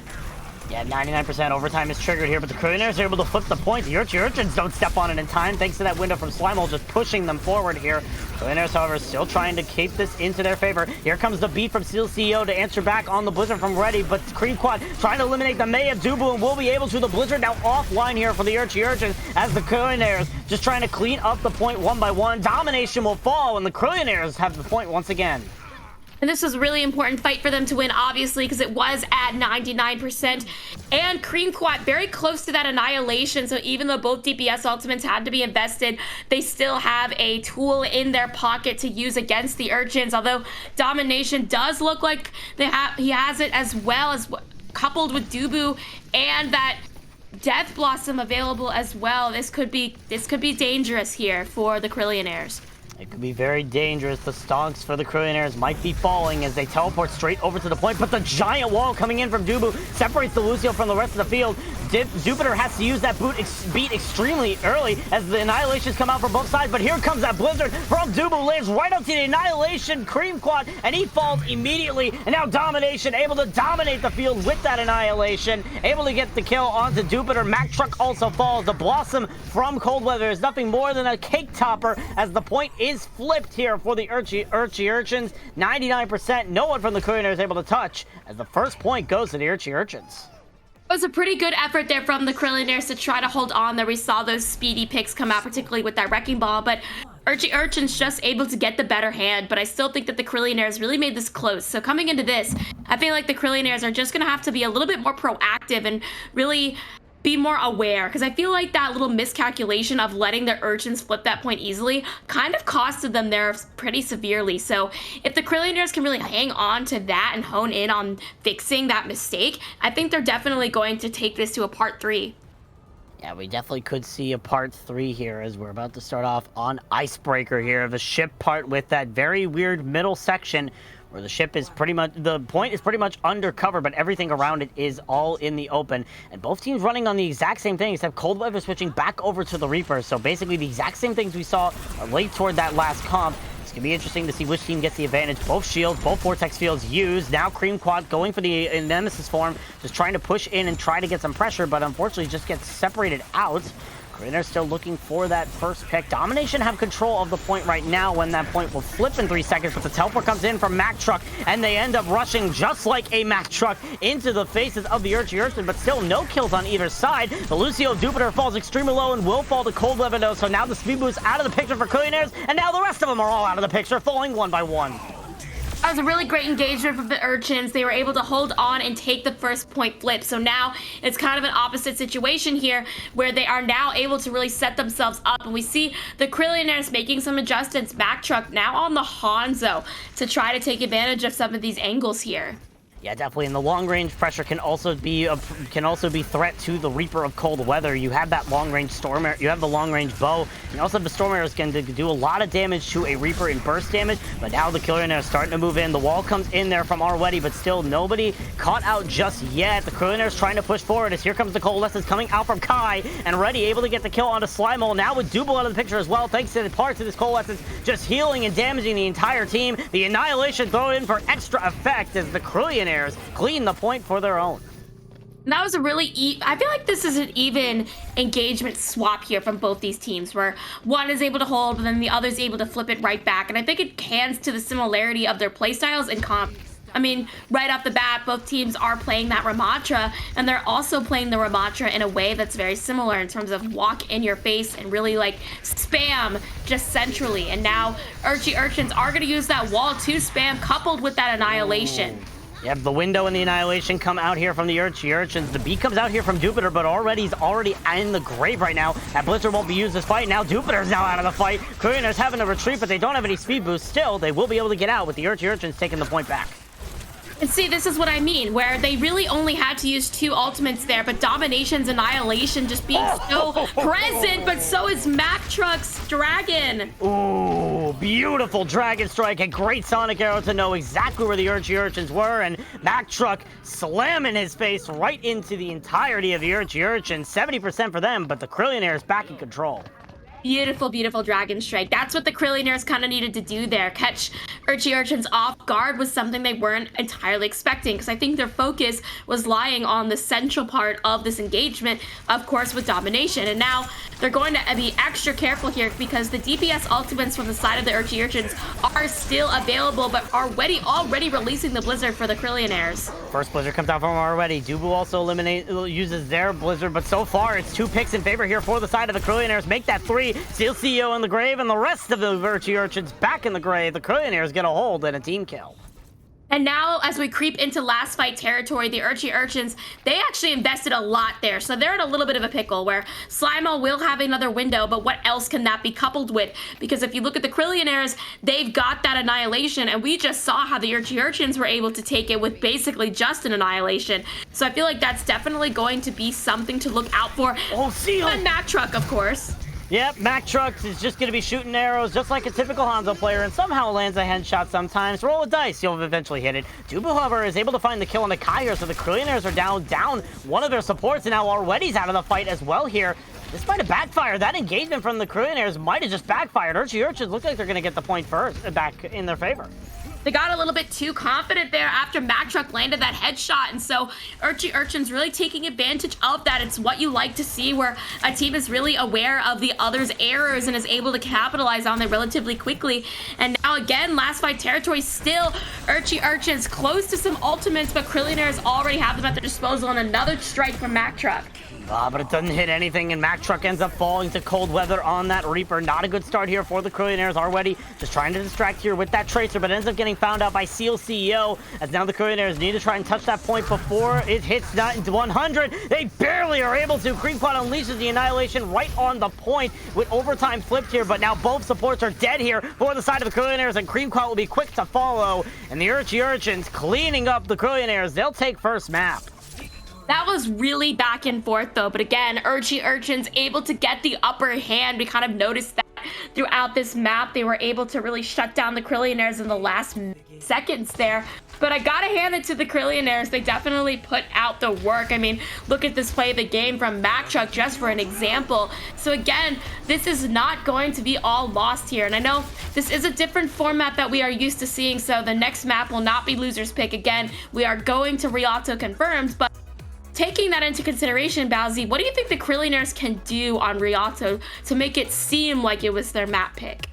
I mean, it definitely seemed like when we saw Mack Truck on that Hanzo, it seemed like the Krillionaires were doing a little bit better in that range game. I would like to see what they want to pull out here in terms of range picks. Rialto has a lot of opportunity for range picks, even with the Widow and Hanzo nerfs. I do think that they could run a lot more better range picks here, like an Ashe, a Widowmaker, a Hanzo. We could even see Sojourn as well. Definitely could see a lot more range picks, and we'll see if the Krillionaires are able to adapt to that style and make it work into their favor, because definitely that Hanzo seemed to be doing a lot of work. I mean, we saw Mack Truck hit that Dragon Strike play of the game as well, so there definitely is potential if they were to run those sort of poke compositions. And Rialto is not really a brawl map. Beautiful angle of that Dragon Strike, by the way. Well done production on that, but still, definitely we'll see what they decide to go here on Rialto for. If they're going for the dive, if they're going for the poke, or if they decide to go brawl and say, we're the London Spitfire now. Going off your last little tidbit there where you said for a second that it wasn't really a brawl map, I wonder then what Urchins is going to do here, because of course we just saw Urchins being really successful on that brawl, so we will have to take a look and see once we load into the map. But before that, we do have a little bit of word of substitutions. It looks like K-Mac is coming in from Cream Quat on the side of the Krillionaires, as well as Domination coming in for Ready. So a change in their DPS and tank lineup here for the Krillionaires. Yeah, and that's just going to make it difficult for us. Now we have Domination and Domination in the map. Dear. I'm just going to say, like, that's as worse as Profit and Profit in APAC. That's all I'm going to say about that. But this tells me that they probably want to run a different style. We saw Cream Quad a lot on the Ramatra and on the Ramatra on that map. Probably it's safe to say that K-Mac could have a lot more tank variants, and having already come in, obviously was playing a lot of that Mei, played the Tracer late, probably a lot more flexibility on the DPS role here for Domination, but definitely will be interesting. And we also have a swap coming in for the Urchins. Aplum is coming in for Seal, and Cypher is coming in for Domination, so thankfully we won't have to ruin our casting senses here today, because Domination and Domination are not playing in this map. I love you, Urchins. Thank you. But an interesting point to make, though, that both teams have decided to switch up their tank line. So again, both of them are kiting back from the brawl because you're absolutely right, Bowsy, how Rialto doesn't really cater to that kind of Ramacha or even Reinhardt as much centric composition. So I am eager to see what they're going to roll out with here. I mean, trying to think, Winston, the dive could definitely work on Rialto, so I wouldn't be too weirded out if I saw that. Maybe a little Orisa, but I feel like that might not be the best. Maybe even a Sigma for kind of those long range help. Yeah, I definitely could see a lot of different things. Sigma is a very good hero for poke. Winston is very good for dive. D.Va can also somewhat work if you're in the right situation. Also, you could very well see a Ramattra again. Ramattra is very well a poke hero, just has that brawl sense with that Nemesis form that could really just push into the enemy team. But we definitely could see a mix here between what these two teams are willing to play on this map. Who knows? We could see a Roadhog and someone trying to hook someone into the drink at the beginning of the first point. Goofy, silly strats. And I think we'll more so realistically see those strats actually come out with the DPS line, where in the beginning there might be some Pharah, or even the supports could, dabble in with the Lucio and try to get some boobs on the bridge. So as cheeky as those strategies are, I think they're fine in the beginning to just kind of get a quick kill to allow the rest of the teams to really break through a defense or really even hold the defense, depending on who gets to strike first. But waiting on the teams to be ready, but I think we're definitely going to be in for a treat here on Rialto. We definitely are going to be in for a treat. It's definitely going to be interesting to see what these two teams have in store for us here. If it's Ashe, if it's Pharah, if it's Tracer, if it's, I don't know, Brawl, Standard Brawl, Sim TP right on top, play the London strat, maybe even play an illegal strat by walling up onto the roof and having the Symmetra teleport you over. I don't care. Either way, we're in for one heck of a show, and it's definitely going to be one to watch. But right now, the Urchins shown that they're good on the Brawl, but are they good at every composition? We'll have to see, because this is match point for them. So if they take Rialto, then they will continue they will even out their win-loss ratio, but they will ruin Krillionaires' chances at that evening out, at least at this point in time. But vice versa, I mean, Krillionaires, if they take this, we get to go to Colosseo. So both Italian maps coming up. Yeah, we go from Venice to Rome if this ends. We explore all the sort of fields of Italy. The canals of Venice, the Colosseum of Rome, the subarctic temperatures of Antarctica. That's just Italy at that point. We love it. We love Italy. And by the way, just a quick clarification for those viewers at home. The player Cold Weather is the one and only Crystal. She is on an alternate account, but it is her. She is here and she is ready to continue playing. So we love to see the original roster here and ready, obviously. And now we're on a boat. Yep, we're on the boat, just sailing through the Venice Canal. Someone paddling behind us, singing in our ear. Typical Venice. But right now with the compositions we see, Krillionaires are obviously on attack, so for all we know, that could be the comp that they're running, that could not be. But Urchin's coming out here with the D.Va from Cypher, and that Ashe Echo as well here, MFG, so definitely an interesting comp. I don't think Aplomb stays on this Lucio, though. Very interesting composition. I get the DPS. I'm interested is the right word to see what Cypher plans to do on this D.Va. Definitely not a tank that most of us would expect, but I feel like kind of maybe booping people off or eating some damage, at least to start out. But you are right about Aplomb. They are now on the Ana, so no Lucio. Still eager to see how this plays out. And then the Krillionaires Mack Truck on the Widow. I like that.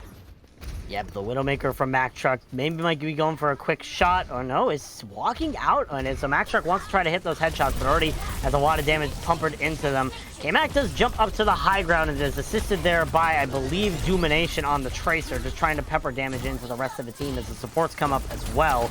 Krillionaires just want to try to establish this rotation, but Mack Truck gets an orb straight to the head, courtesy of Slimeole here. Krillionaires just looking for the perfect dive, but when your Widow is out of the picture, that card is not moving and you have no pressure in the main.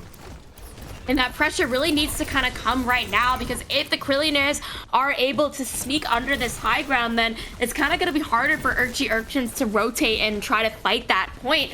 But I feel like right now they are doing a pretty good job at keeping the Krillionaires in check, particularly Dubu kind of patrolling the skies here. And Mack Truck now on the Genji, so we got a pure dive here from the Krillionaires.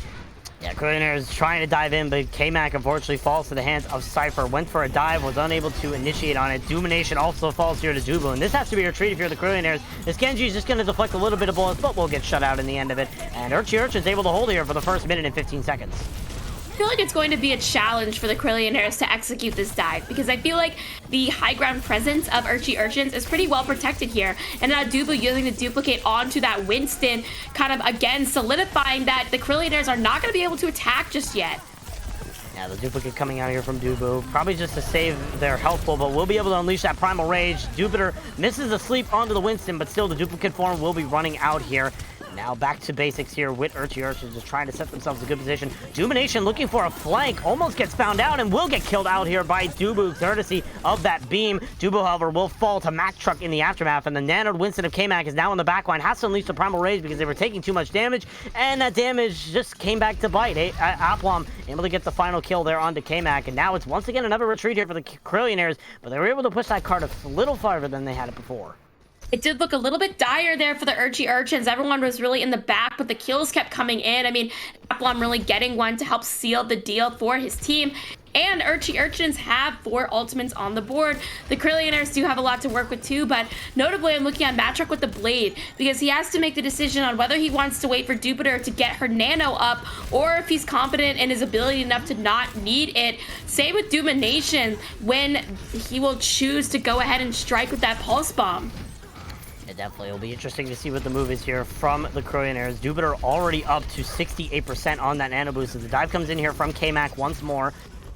Mack Truck sees a goal in sight in terms of where they want to unleash this nano boost, or at least this blade, but unable to enact on it, and K-Mac once again gets picked off. The Bob is unleashed here from Cold Weather as Domination gets an orb to the head. Now both of the DPS here for the Krillionaires have seen an orb to a head, and once again it's a reset here, but only a minute left for the Krillionaires to push. I feel like Crystal on this Ashe here, aka Cold Weather, she's doing a really good job at making sure she doesn't get really displaced. Because every time that the Krillionaires kind of come in for the attack, she's never really caught out in the open unsuspectingly. I feel like she's doing a really good job at kiting back and really making sure that this Ashe can still get benefits. And also, as a team, Urchins has really great ultimate cycling. I mean, they were at 4 in the previous fight, and now they're at 4 again. Krillionaires, similar situation, but the execution really needs to be spot on here in this last fight.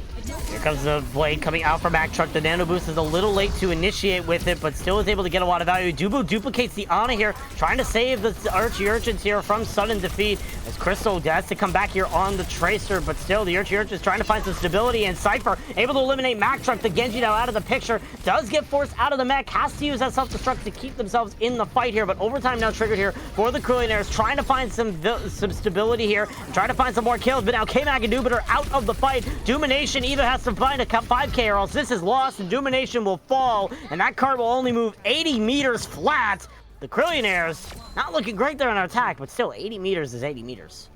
Mack Truck was really close to touching there, but unfortunately was not able to make it in time. But Urchins, very impressive showing there. I mean, a first point hold, you don't see that every day. So I like that they are continuing their momentum from Antarctica, looking very strong and polished, where the Krillionaires kind of struggled a bit to really find an opening. They had some bits where the payload did get pushed, but the holds were not able to be, or the advances were not able to continue long enough to push it all the way. So now, as it's the Krillionaires' turn to defend, they are going to have to put up an iron defense here, Bowsy, if they want to keep themselves going. Yeah, definitely. There's going to be there has to be a good defense here from the Krillionaires, and right now we see them running out on the Tracer Hanzo. I like the Hanzo pick from Mack Truck. We saw how well they were able to do on that Hanzo earlier in the match on Antarctica, but we'll have to see if that Diva from K-Mac is going to make a difference here. Urchins right now, they are still in the spawn room, so this could mean nothing. But definitely, the Krillionaires definitely coming out with an interesting comp here. It is an interesting take, definitely, about Cypher, because it looks like Cypher is seemingly swapping between the Doomfist and the Diva. But either way, it does look like Urchins is going to continue the style of what they've been playing before. And I don't see a reason why they would switch. Aplom kind of teasing the Lucio, though. Not a terrible idea. It looks like Urchins just kind of wants to do a speed run, in a sense. And now the spawn door is open for the Urchins, coming out on pretty much the exact same composition we saw them on defense. We'll see if it's able to work into their favor here. Cypher goes straight into the high ground. Is already getting peppered with damage from both K-Mac and from Domination. And anti-nade from Slimole lands onto Kai and Jupiter in the back line, but still, no kills resulted until K-Mac pushes onto the enemy Ana and finds the head of Slimole.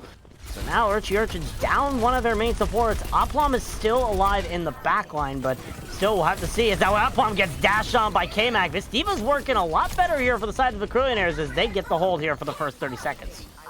And that is a really crucial point where the Krillionaires are able to hold, because the fact that Urchins is kind of stalled here tells us that they're a little bit stuck. Like, they were confident in this composition because they were doing so well before, but now they're gonna try to keep poking at the Krillionaires, but it seems like the Krillionaires has almost figured them out in a sense.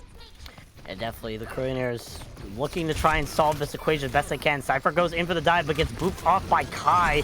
A beautiful whip shot coming out there from the Brigitas. Right now, Krillionaires looking for the perfect kill. Domination goes to the back line and finds the head of Dubu. A perfect one clip to eliminate the Echo. He's forced to recall there thanks to the damage coming in from Crystal, but still, the Krillionaires in an advantage right now. Crystal is the only damage source here for the Urchins, and now with Cypher out of the mech, you have to retreat if you're the Urchins.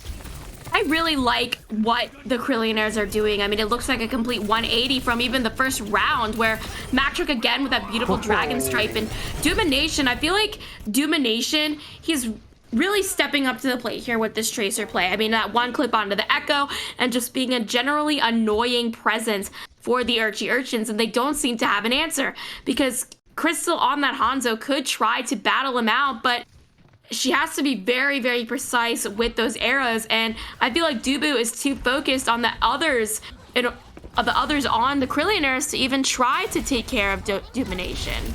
We know Crystal can hit the shots. They hit a shot onto Kai earlier in the fight, and that was an opportunity, but unfortunately Urchins just kept falling one by one. But we'll see if the Urchins are able to find that miracle pick once more.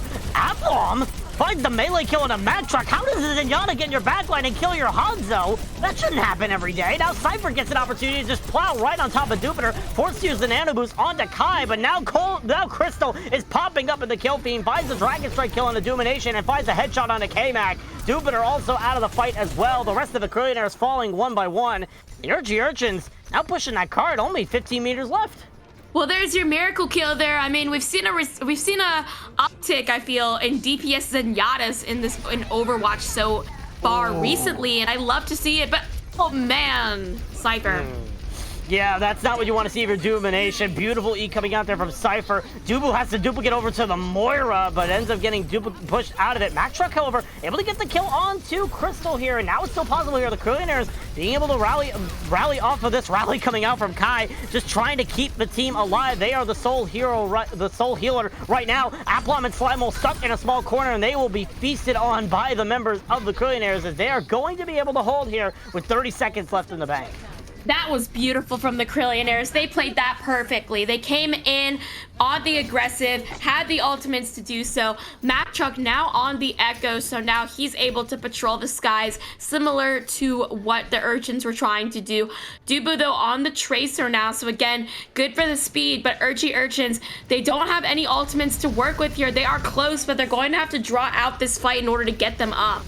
Definitely will be close. Slimole is the closest right now with that nano boost. We'll be able to get it online here for this fight, but they have to choose who to use it on, and it's going to be used on Crystal, who finds the head of Mack Truck. Already a good start here for the side of the Urchins, just trying to clean up the fight here. The Krillionaires trying to keep themselves in it as Aplom is in the backline, healing everybody up with those healing Hanafudas, but Crystal found another shot onto Kai. Now only one support left here for the Krillionaires. Domination will fall. The bomb comes out here from K-Mac, does eliminate the mech of Cypher, but they have a mech of their own to bring themselves back in. Mack Truck's back in the fight, finds the beam kill onto Duba, but it's not going to be enough. The Urchins rule these seas.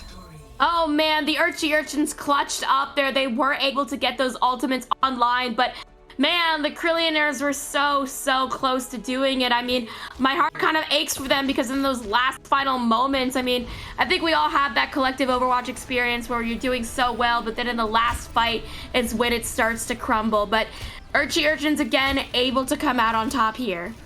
Yeah, definitely, and we saw a lot of great performance coming out from both of these teams, not just the Krillionaires, but also not just the Urchins who won the match, but also from the Krillionaires. Max Truck got both of the play of the game, so definitely that's going to be a Hanzo we're going to probably be watching for the rest of the season. I think Max Truck's Hanzo is one to be feared for the remainder of the season, but for now, it's the Urchins walking away with their first victory of Season 5 and putting themselves already a statement above most of the rest of the B League. They got to start catching up. And I feel like the Krillionaires, they didn't have any big major mistakes here. I just think there's just some little things that are easily polishable. So coming out into the next few weeks of BPL Season 5, they'll definitely have an opportunity to iron out their win-loss ratio and put some W's back on their line, because I, again, feel like both these teams are pretty even in their playstyle and caliber. It's just those fine-tuning technicalities that just need to be examined here. But here are some nice little replays to catch you up to speed on what we've just witnessed. Yeah, definitely. And I mean, we definitely saw a strong performance from the Krillionaires, and it's safe to say why they earned that sort of skill. They were the only people to take a map off of the kickoff class champions in last weekend, the Power Wash Pirates. They were the only team to take a map off them, so definitely I think the skill is there from the Krillionaires. It's just they have to hone it in and try to find those victories when it matters the most. And unfortunately, it just wasn't today, but it most likely will be later, as definitely a lot of great highlights from this matchup, and it's just a really good match overall to start off the first week. I couldn't agree more, and as you were kind of alluding to, Bowsy, Urchins now has put a name out for themselves, where they've shown themselves to be a major contender in the B League, because they also did the same thing where they took a map off of one of the Grand Finals competitors, but now they've also secured a win. So they do have that little bit of extra leverage here for Group 2 in B League to kind of say, hey, our Urchin spines are deadly and we are here to strike. So very nice from them. Again, very glad to see them all playing together. And I think also, like I mentioned, the veterans on the side of this team really helped to kind of, lead the team to victory here. Yeah, I mentioned, of course, the Krillionaires are filled with a lot of rookie players. That could mean that this is their first team ever in entirely of competitive Overwatch. So definitely it's just going to take some honing in those skills. But for now, it's the veterans who came out on top. The veterans typically beat the rookies unless you're at Daytona or Talladega and NASCAR. But that's besides the point. But the point now is an interview. We do have a couple of members here from the side of the Urchins, specifically Steel CEO Plum and Slimal. Hello and welcome, everybody. Hello. Hello. Hello. Hello. Congratulations on your win, first off. Thank you. Yippee! We won a game. Yay! Off to a good start already in the season. We love to see it. I will ask though, there were a lot of moments both on Antarctica and Rialto where it did seem the Krillionaires got kind of the upper hand. So were you guys feeling a little nervous, or were you confident that you were able to flip the points every time that they were taken? It was like, I don't know, there are points where I think when we had plans, you could tell. And then when we didn't have plans, you probably could also tell.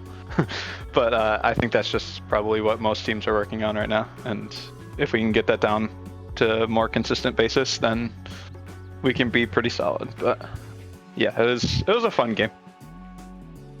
Yeah, definitely seemed like a fun game. I want to go back to Antarctica here. Take me through, obviously we saw the Symmetra and the Hanzo coming out there from the side of the Krillionaires. Take me through the pick to run only Reaper there on Antarctica. Was that just something that you're comfortable on, or was that something that you feel like is going to be tailored better to a strategy in terms of a meta game? The Reaper character does a lot of damage when everyone's within a 6-foot radius, and it's a rush mirror, and the Reaper character does a lot of damage in that exact setup. Okay, fair. Also, Sim is so cap into Ramatra. That character is kind of trash in that setup. Fair enough. That's a fair enough assumption right there. But there you go. There you go. Reaper character is one of the best characters in Overwatch. Make sure you keep that in mind for your rank games, everybody. Interesting. Stay out of my ranked games. Please, yeah, don't play Reaper in my ranked game. Please. You don't have to worry about being I don't really play ranked, so it's okay. He doesn't play ranked. You don't have to worry about it. Yeah, exactly. One thing I also wanted to see is, I know we talked about a little bit about your loss against Packfellas in the kickoff tournament. Do you think that you improved a lot against today in week 1 compared to that week? Like, essentially, do you think that you are ready to face Packfellas again? well, Pack Fellows are the greatest team of all time. We all know that. That's why they have a runner-up accolade on Solomon GG. I prefer to only talk about traumatic events with my therapist. Yeah. Pack Fellows sweep. All right, well, hopefully, as the weeks go on in Season 5, you'll be able to build up the confidence to sustain to meet them once more, and you are already on the right track. So once again, thank you for joining us, and congratulations on your win this evening. Thank you. And for those of you watching at home, stick around. We do have one more match left on stream for you, so don't go anywhere right after the break.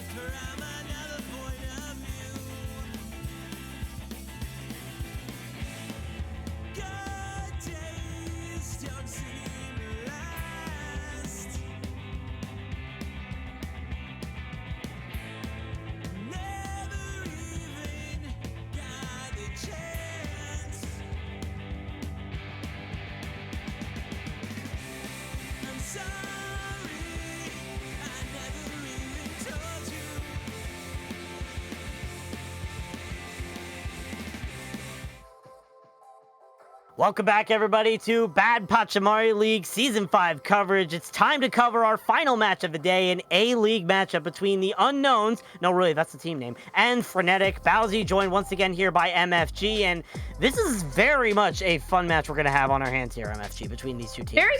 Very fun indeed. I mean, both these teams are really top contenders in the A-League. If you want to kind of look at the kickoff tournament bracket to kind of get a glimpse of how these teams performed, Frenetic was actually the winner. So our grand finalist here again to show their strengths, where we look where the Unknowns, they fell in the semifinals to Eye Candy, but they came in pretty close here, 3rd, 4th place. So again, nothing to scoff, both these teams getting pretty far.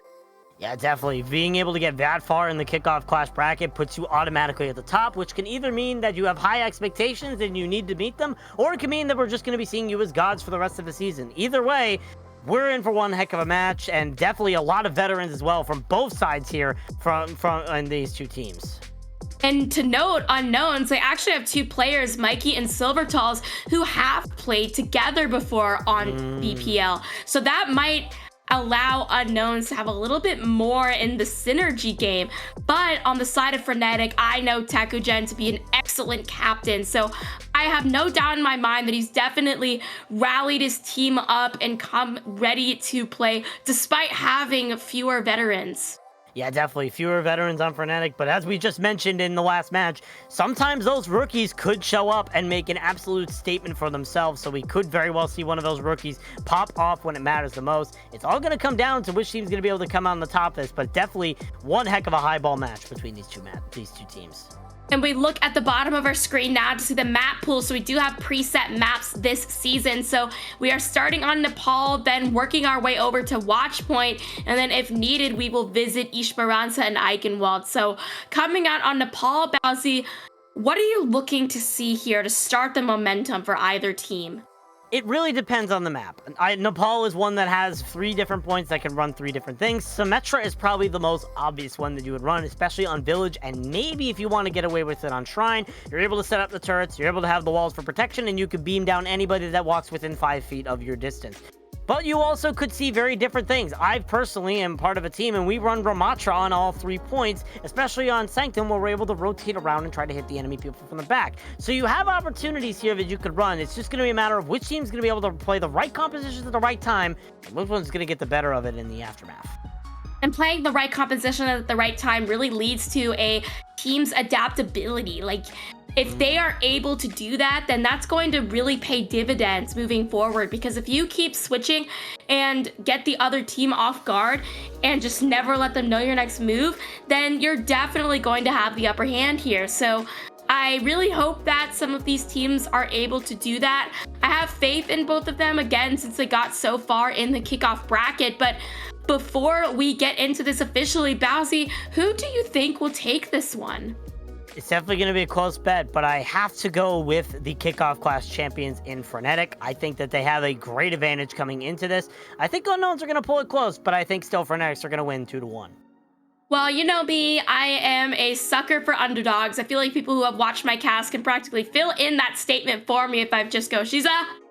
But I'll definitely go for the Unknowns here. But I agree with you, where this is going to definitely be a 3-map banger here. They have what it takes, and they're definitely going to want to get some revenge here.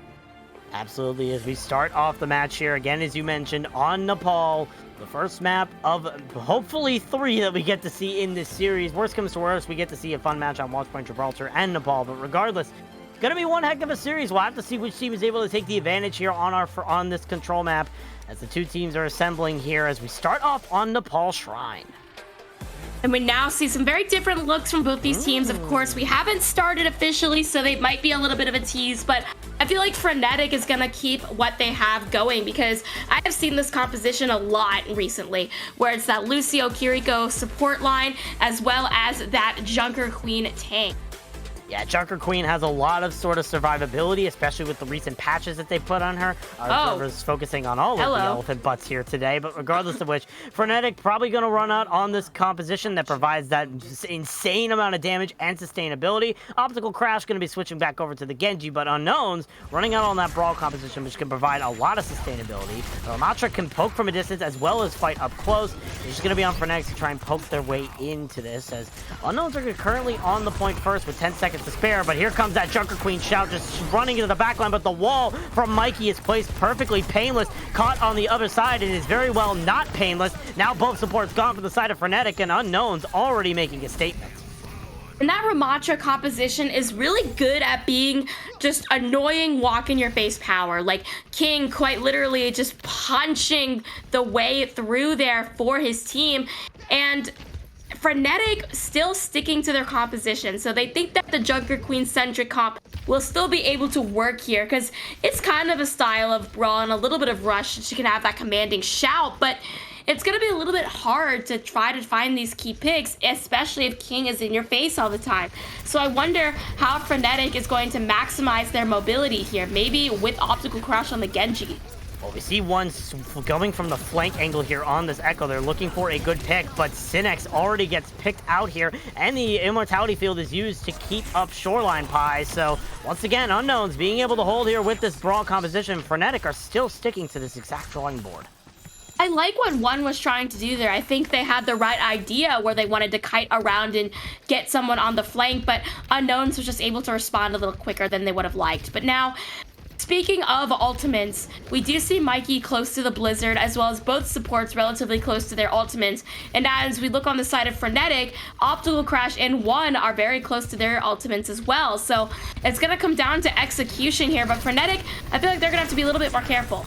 Ooh, already Frenetic able to get a big pick there, though. They find the kill onto Mikey, so the Blizzard now out of this fight. Here comes the duplicate coming out from One onto the Ramatra, as Shoreline Pie looking for any sort of value, but will be met with a Ramatra running right toward them. Not the thing you want to see, as Frenetic, with that duplicate alone, it looks like this point is going to be theirs. And they didn't have to be cautious at all, I guess. I mean, they go in, Synex finally getting some value off of that Junker Queen, and now it's going to start to pay off, because Frenetic now obviously has the ability to set themselves up here, but Unknowns, all ultimates on the table. But I feel like Unknowns is going to have to be a little bit smart with this, because if they throw out everything, there's going to be a chance for Frenetic to come back and touch and take the point back. Here comes the blade coming out here from Optical Crash. The beat from Moon Bunny is able to negate it, but Silvertals was not caught in the beat. Here comes the Rampage coming out from Synex as well, just trying to send the members of Unknowns back to the grave. But now the overclock is invested here by Shoreline Pie, and now more members are dead here for the side of Frenetic. Shoreline Pie's overclock is the nail in the coffin for Frenetic. It's just going to be Unknowns being able to clean up the point. Now 87%. They're in last fight territory here. That was a really great response from Moon Bunny. I mean, that beat really saved the whole team. They were able to make sure that Unknowns did not suffer the blunt of the damage, and they kind of used everything there. One now on the Tracer to try to get a quick touch, but King still has that Annihilation. And beat comes in here from Painless, as well as the Consumer Rush coming out from Bolting Cake. Trying to keep the team alive here as Frenetic looking for any sort of kill, and Mikey once again goes down first. Now you're May out of the picture. Walls are no longer an option. Frenetic looking for more. Silvertals now falls as well to the hands of Synex, and now Frenetic back on the point. The Annihilation burned by Kin, and the point is going to flip back over to the Frenetic side. And this was kind of what I was saying about Unknowns, where if they use everything and Frenetic is able to flip it, it's going to be hard for them now. And we see that really in live action, where One very close to a Pulse Bomb, Synex again close to that Rampage. Unknowns is close to a beat, but in terms of offense, they don't really have any tools yet, so they're going to have to be pretty crafty here to try to take this point back. They can also try to stall it out here, but we'll see what the move is. As Frenetic seeing the engage coming out here from the Unknowns as they come over to that left side. A lot of pressure being put onto the members of Unknowns, but now Synex is stuck in a little bit of a tough situation. Pounced on by a May and a Ramatra. The Rampage gets canceled. Shoreline Pie hits a perfect headshot to eliminate the Junker Queen before the Rampage comes out. King falls in the process, but still that's 2 picks in favor here for the side of Unknowns, and Mikey is looking for more, trying to get that icicle into One's head, but it's going to be Shoreline hitting the railgun instead, as the point's going to flip back over 99%. 100%. Overtime is triggered here as Unknowns trying to clean up the point. Sinex comes back here on the Doomfist, forced to use that power block early, but is still looking for value when it matters the most. And able to get anything with that punch as the Blizzard comes out here from Mikey to turn around, but Sinex finds the headshot kill onto Shoreline Pie. Will get punched out by King on that Ramatra as the blade comes out here from Optical Crash, looking for any sort of value. Will be able to eliminate the Immortality Field, is also able to eliminate Silvertones as well, looking for Moon Buddy, but doesn't go that far away as they need to try to step on the point before it splits over in favor of Unknowns. Optical Crash looking for anything, finds the melee kill into Mikey. Somehow Frenetic are trying to turn this around. Annihilation comes out from King, able to eliminate one after he used the Pulse Bomb, but now King is brought extremely low. Is able to get the punch onto Optical Crash, trying to finish it out, but will get killed out by Painless. It's a back and forth affair, but Shoreline Pie is back with the overclock, trying to find the remaining kills. Painless unleashes the beat, keeps everybody alive for the time being, as right now it's a back and forth affair. Unknowns looking for final picks, but Sinex finds the kill on the Shoreline Pie, but Moon Buddy pops up with 2. 1 is the last remaining target, trying to get anything here in the tank for Frenetic, but King will finish them off, and somehow, someway, this entire minute-long fight is going to go in favor for Unknowns. And that is just crazy to see because Frenetic looked super dominant, especially when Optical Crash used the blade, but Unknowns really able to hold on tight and take this first part of Nepal. Definitely a fight. Yeah, definitely one heck of a fight, a super long fight that we saw there. Just an amazing back and forth affair. Everybody was fighting toward the bitter end, and at the end of the day, it was the Unknowns coming out on top, putting up a statement so far. But now we're heading over to Sanctum, where a lot of different compositions can be played, and right now Frenetic sticking on that Junker Queen, Unknown sticking on that Ramatra. I can't help but think, though, if Frenetic should have swapped up something earlier, because we were noting how Unknowns was able to take a lot of those initial fights, and Frenetic really didn't want to swap too much, so it tells me that they're very confident in this Junker Queen-centric composition, but we'll have to see how it fares on this part of Nepal, if it is going to be better than the Ramatra. Yeah, definitely. The only change we see is one switching over to the Hanzo now instead of playing that Echo, as Unknown's pushing through this main area. King has isolated Bolton Cake on the Kiriko, is just trying to pump her in those kunais, but isn't able to get anything with it, as now Unknown's looking to continue this aggression onto the side of Frenetic, who are just trying to stabilize here and keep themselves alive, as the two teams just waiting to face each other again. Sinex punches in with that commanding shout, but isn't able to find anything except maybe a carnage into the face of King. But now Mikey falls to the hand of one. It's been a common theme. Mikey has been the first casualty in these fights, and Unknowns have not been able to really bounce back from it, as now Frenetic's trying to step on the point, but Shoreline Pie and Silvertall's find a pair of picks for their own. Frenetic's going to be able to step on the point, but they aren't going to be able to cap it as Unknowns clean themselves up.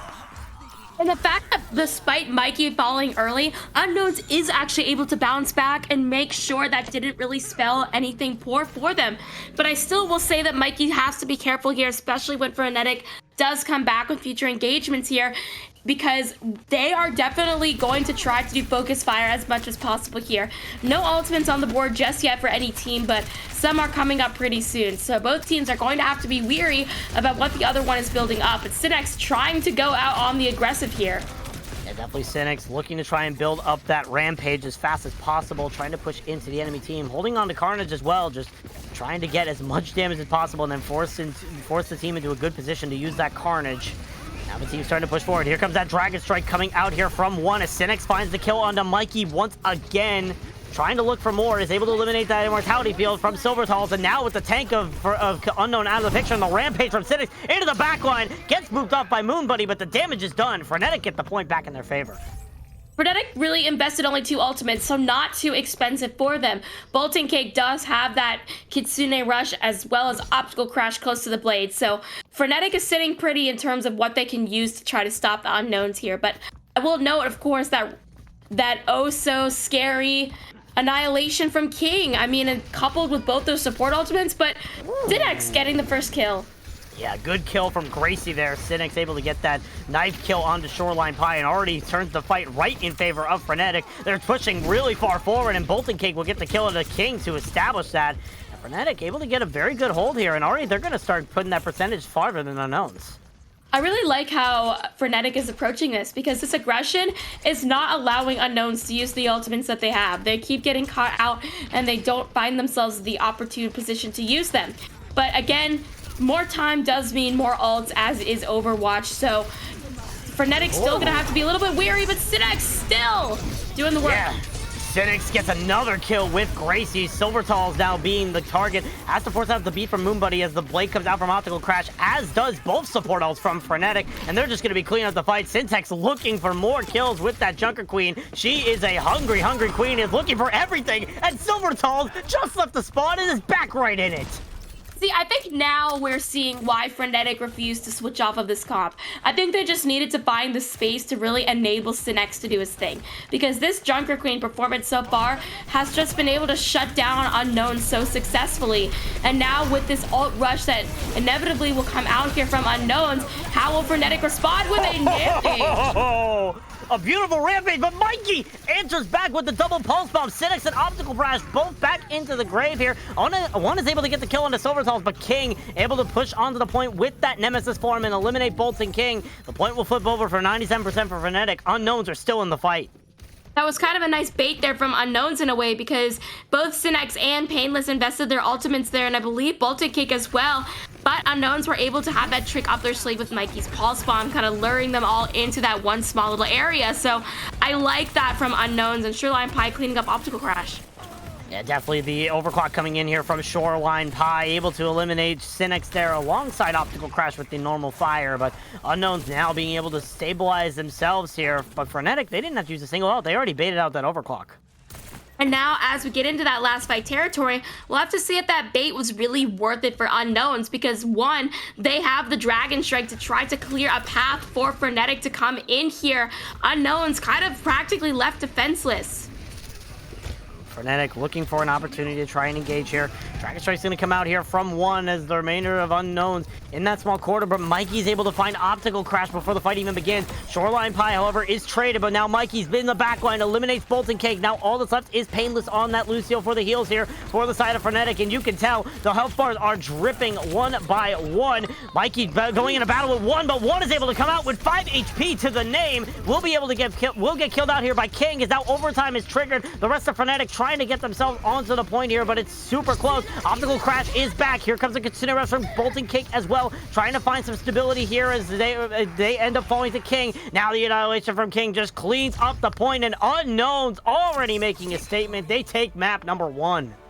That was a very nice showing from Unknowns, definitely showing that they want to come out for revenge.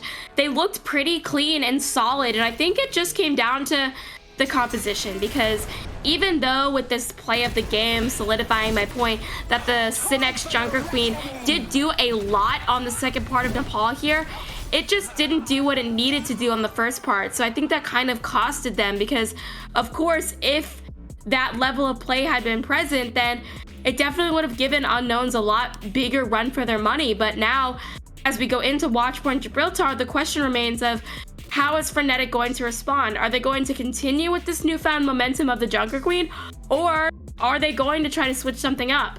And this is going to be a very difficult situation for Frenetic right now, because in that kickoff class finals, the first map was Nepal, and Frenetic won that 0-2. So obviously, whatever strategy they were trying to run there worked in the kickoff clash, but might not be working up against the Unknowns. And even worse, Watchpoint Gibraltar was the only map they lost in the kickoff clash finals, so we could very well be seeing the upset victory here from Unknowns. But Frenetic, they have to try and win this map in order to get that reverse sweep and put themselves in a winning position.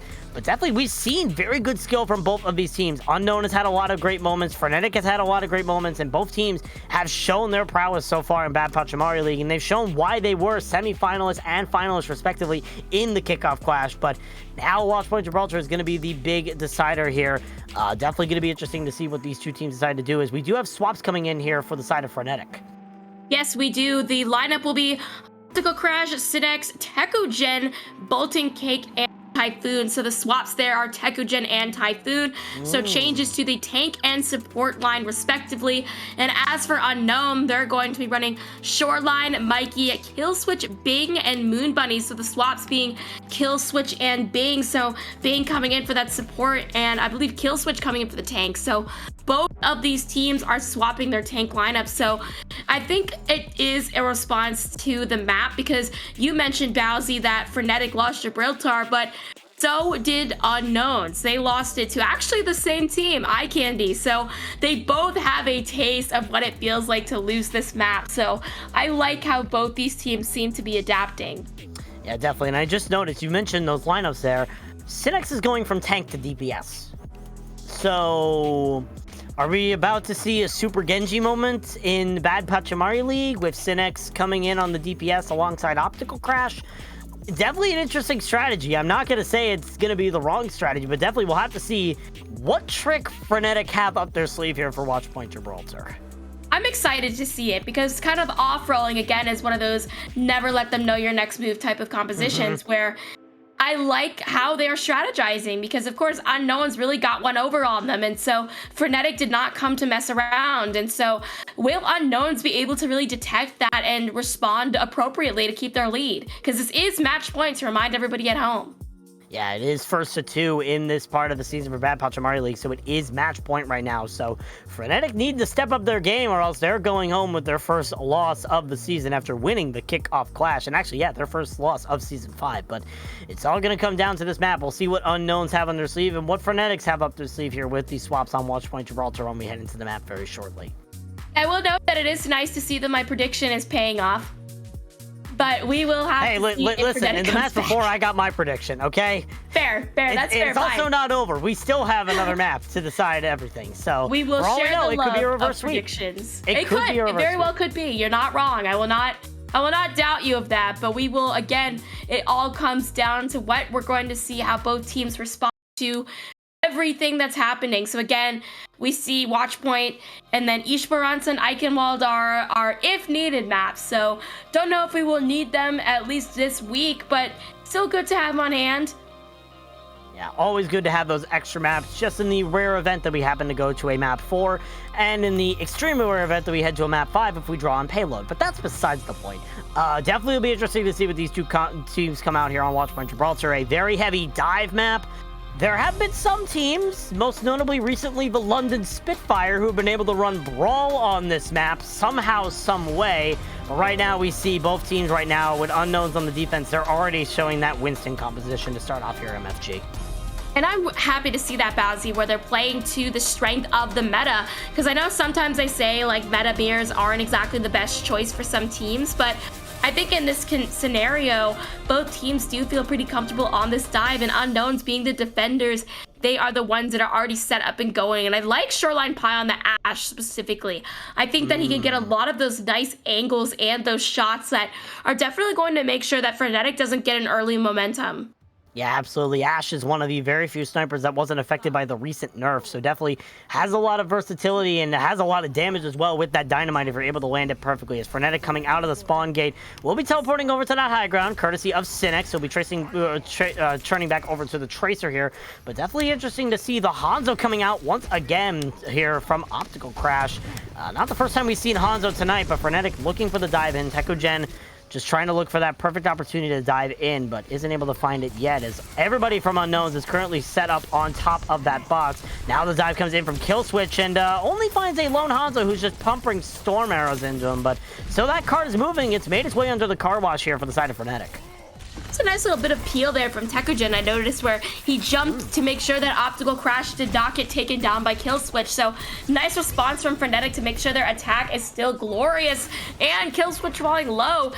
Unknowns struggling a little bit here on the dive. Yeah, right now Unknowns not really doing good on the counter dive. They're still looking for an opportunity to try and dive in. Tekogen finds Shoreline Pie, but isn't able to finish off the kill onto the Ashe here. But still, here comes the dive coming in once again from Killswitch, looking for that opportunity as Mikey is just trying to pepper in as much damage as possible with that Tracer Pulse Rifle. Still, that cart has been moving. There have been no casualties this map, but that cart is nearing that first gate here. Frenetic doing a pretty good job of just winning the neutral fight, just putting the pressure onto them as the nano boost goes on to Tekogen, who gets swept up there by Bing, who is currently in that little hut there with Moon Bunny. Now Mikey trying to finish it off, and there is the first casualty. Tekogen gets burnt down by Mikey, and that is pretty much initiates a full reset here for Frenetic as they are down their tank. And I like how they are kiting back so quickly from the damage, but Synex? Okay. Is this the secret that was up their sleeve? I mean, it very well could be. Synex pushes that card almost to the first point. We could have very well seen a very good Charlie Niner here in Gibraltar, but that's besides the point, as right now Frenetic setting themselves back up here. Unknown starting to dive in. The Nano Boost goes on to Kill Switch. The Sleep Dart misses from Bolting Cake as Tekugen starts diving in. The Primal Rage has to be forced here from Kill Switch to keep themselves alive, but right now Frenetic are just happy to see that. The Winston has to try and dive onto multiple different targets and isn't able to do that, so Frenetic are pretty much winning the neutral fight here as Tekugen looking for the dive in. The rally comes out here from Typhoon. The Pulse Bomb from Synex doesn't land, but the Primal Rage will be initiated here from Tekugen. Gets that as well. Shoreline Pie dies here to Bolting Cake as now the members of Frenetic are starting to push forward. All that's left is that Winston to Kill Switch, trying to find any sort of value. Will get killed out by Optical Crash, who unleashes the Dragon Strike right into Bing, and Moon Buddy gets an arrow to the head as well. And the first point is Frenetic's. And I also noticed there in a bit, oh man, Optical Crash. I also noticed there for a minute, Mikey put the pulse on a Typhoon, but because of the rally, he was actually able to survive that. So I don't want to call it a wasted ultimate, but at the same time, it didn't really get any value in that fight specifically. So that really allowed Frenetic to try to initiate this snowball here. Now we see a fight for the high ground. Both Winstons trying to control the dive here.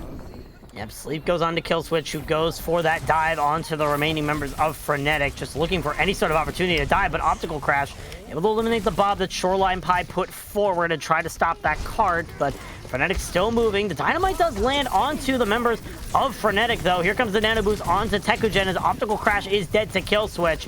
Tekugen looking for any sort of value, but will end up probably backing out of his fight. Kill Switch is extremely low, but is able to just barely jump out alive. This is going to be a soft reset here for the side of Frenetic as they're waiting for their next engage. The soft reset from Frenetic because it shows that they're able to kite back and not really take the brunt of the damage. So in essence, not letting this dive from unknowns be successful. So that really caters to another one of their strengths where they're able to read the room in the sense of when to get out and when to engage. And now, speaking of engage, Nano Boost goes on to, I believe, Kill Switch. Yeah, Nano Boost goes on to Kill Switch. Does get slipped in the room, but 3 kills already for the side of Unknowns. Bolting King, Optical Crash, Typhoon back in the grave. Frenetic are able to push that cart to 3.48 meters from point B, but it's going to have to be a full reset here from the side of Frenetic. Unlucky that from Typhoon, it seems that that rally was used, but immediately he went down.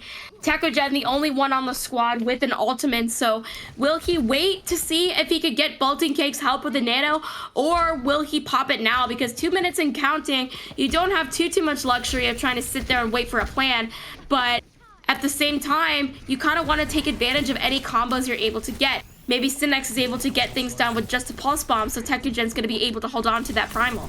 I think Synex actually touched the cart once again and pushed it back to 4.88 meters, but that's besides the point. Unknown's looking for the dive into the small room where Frenetics are housed. Kill Switch gets slept, almost gets burnt down to the Storm Arrows of Optical Crash, but uses the Primal Rage to keep themselves alive. Synex able to get the kill on a Mikey here, so now the Tracer duel won, but Shoreline Pie sends that Tracer right back to spawn, gets the headshot kill, and once again, Kill Switch is a very sleepy monkey. This monkey needs to be put into bed as soon as possible, but right now it's Frenetic winning the fight in the aftermath. The Bob is unleashed here from Shoreline Pie, but it's knocked all the way to the other ends of the earth.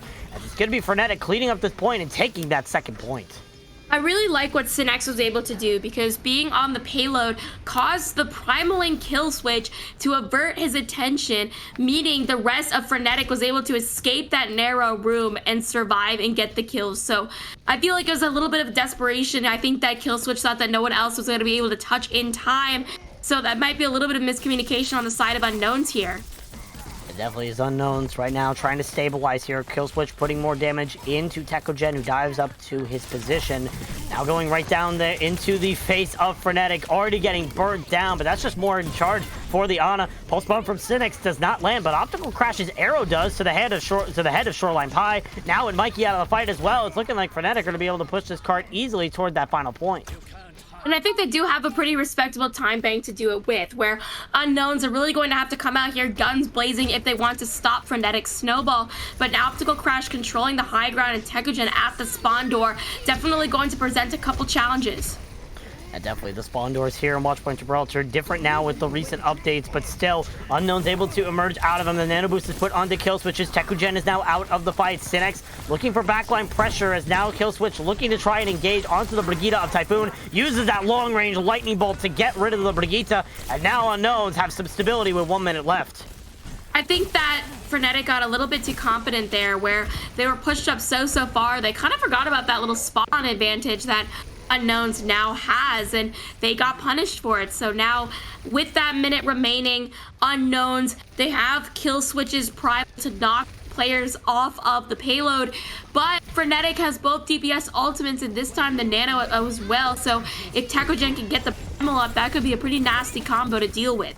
Sinex currently trying to win the Tracer duel against Mikey, has brought him very low, but is unable to get the kill, as now the nano boost from Bolton Cake is used up on Tekogen. Pulse bomb from Mikey isn't able to land on anything as well, but now Shoreline Pie is knocked out of the fight. Optical Crash and Sinex combine for a good kill. Make that 2 kills for Optical Crash in this fight. Kill switch now trying to Primal Rage the rest of the members off the map. Optical Crash currently facing the wrong direction, gets booped off by the Brigitte, I believe, a Moon Buddy, but is still able to stay alive as Tekogen finds 3 kills and sails that cart right into point C. 14 seconds on the clock for Frenetic. Frenetic really pushing that in just in the nick of time, but I mean, 14 seconds, that shows that Unknowns had a pretty solid defense, so they definitely have not run out of steam. So I have a feeling that Unknowns is definitely going to try to come out here on this attack pretty strong and pretty fast. So I have to see here if Frenetic is able to realize that and respond effectively. We'll definitely see what the response is here from the Unknowns, as they're going to be on the attack next. Frenetic, obviously a really good push there, but definitely could have been better. There were some moments where they definitely staggered, as now the Frenetic's composition is going to be revealed, and it looks like they're going to be running once again with that dive composition here, MFG. The same composition we saw them on an attack. And we did see how on attack they looked pretty solid with it, and Unknowns was the one that was kind of struggling with the dive, but it does look like Unknowns is sticking with the Winston on their attack, so they still want to try this composition. But the DPS line, pretty interesting here. Shoreline Pie on the Sombra, if he decides to commit to this, it's going to be really important for communication on who gets hacked, because I feel like the Sombra can definitely initiate a lot of focused fire. Definitely, Sombra is probably considered Overwatch League meta right now, because she's able to just burn down people when you have a coordinated dive in place. So it's all going to come down to that coordination of Unknowns, as the two teams rolling out of the spawn right now. The teleport's going to come in from Mikey to try and teleport players onto the enemy side, or somewhere. Okay, yeah, the teleporter went to the other side. I didn't see it at first, but still, Unknowns running out with pretty much what we've been seeing in Overwatch League from some teams. Tracer Sombra dives, so it's all going to be determined on this Sombra, setting up the dives in the proper locations, and the Tracer and Winston just barreling right on top of that target to finish them off. Sinex is in the backline going for the supports alongside Tekogen, who gets slept up, but is thankfully able to retreat out of that situation. Unknowns, we're going to try to initiate on it as Tekogen gets hacked, but once again is able to retreat with that leap. A beautiful move there from Tekogen to get themselves out of that situation. But right now, it's just a poking phase between these two teams until one eventually finds the first blow. We kind of saw that happen, but it looks like Tekogen winning the Winston battle, so the poke is quickly won by Frenetic here. Yep, Frenetic able to win that long game, and now they're going to be able to stop that cart right at the car wash here. Unknowns need to try to come up with a different strategy here, MFG. And that poking that we were looking at before, it's almost like Unknowns really does Bowsy need to come up with something new, because if you just stay and try to play the poke battle, you're going to be wasting time, because you already know that Frenetic's going to be able to hide, and Typhoon already starting off strong. Yeah, Bing and kill switch out of the picture. Shoreline Pie goes for the flank, but ends up getting picked out by Optical Crash, and Frenetic once again getting a pretty good engage there. They were the first to engage, because this Sombra's just taking a long time to set up here, MFG. I don't know if this is the call now, because I got the idea in the beginning where I said that it could be a really great tool for focus fire, but again, Frenetic seems to be really good at kiting back on the damage and not really letting the Sombra shine. Oh, well, you played Junker Queen before and you were able to get a lot of kills. Now Sinex gets a double pulse bomb onto both supports. A beautiful stick, and that once again sets another precedent here. Frenetic doing really well in this dive composition, and now 2 minutes off the clock. And now finally Shoreline has made the swap on to Ashe. I like this call. Even if you are 60% of the way to the EMP, it just wasn't worth it anymore, because again, you were wasting so much time here. And now there's an attempt to push the cart here with this Tracer battle right now. Unknowns trying to take the low ground route, trying to force Frenetic to drop, but Sinex still holding the fort strong, and the rest of the members are still up there. Right now, Shoreline Pie trying to take the rotation, but Optical Crash finds them immediately and lands an arrow right to the head of that Ashe. So Not a long life for the Ash, as now Bolton Cake looking for an anti-nade on the members of Unknowns, but they are currently underneath, trying to push that card forward. But right now, Frenetic just waiting for their next engage. And this next engage has a lot of great tools for Frenetic. I mean, the Nano, the Primal, and the Dragon Strike, and almost the Rally all at their disposal here. Whereas Unknowns, they're close behind in terms of ult economy, but with a minute remaining, they're really going to have to throw out something here to get them in the driver's seat. And Bolton Cake is going to be able to throw out everything that they have. They swept the Primal Monkey, hit both supports with the anti-nade, and now with a minute left, Unknowns are looking kind of rough right now, MFG. They need a miracle to happen in order to try and get this cart into point A. I agree, Bowsy. I mean, losing that Primal Rage there from Kill Switch is definitely going to sting, but this final engagement is going to rely heavily on the supports. They have both the ultimates. They need to be the enablers here and watch out for what Frenetic wants to throw in. Pulse Bomb unsuccessful at getting a kill there from Synex, so that is a good sign.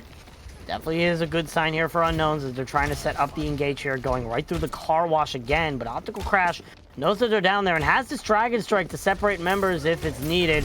As the dive comes in here from Kill Switch, trying to go right on top of the Hanzo. Now the Pulse Bomb comes out from Mikey and is able to find Bolton Cake after the Nano Boost is used. Tekogen does get that Nano Boost, looking for anybody to die, but is unable to find anything as now both of his supports are out of the picture. Overtime now triggered here as that cart is moving here for the side of Unknowns, but Tekogen is still alive, has the Primal Rage, just trying to knock around the Ana of Bing and will be able to. All that's left right now is that Ash of Shoreline Pie. They will fall. Now it's only Kill Switch on the Winston. They will fall, and Frenetic are back in this game. We're going to a map number 3.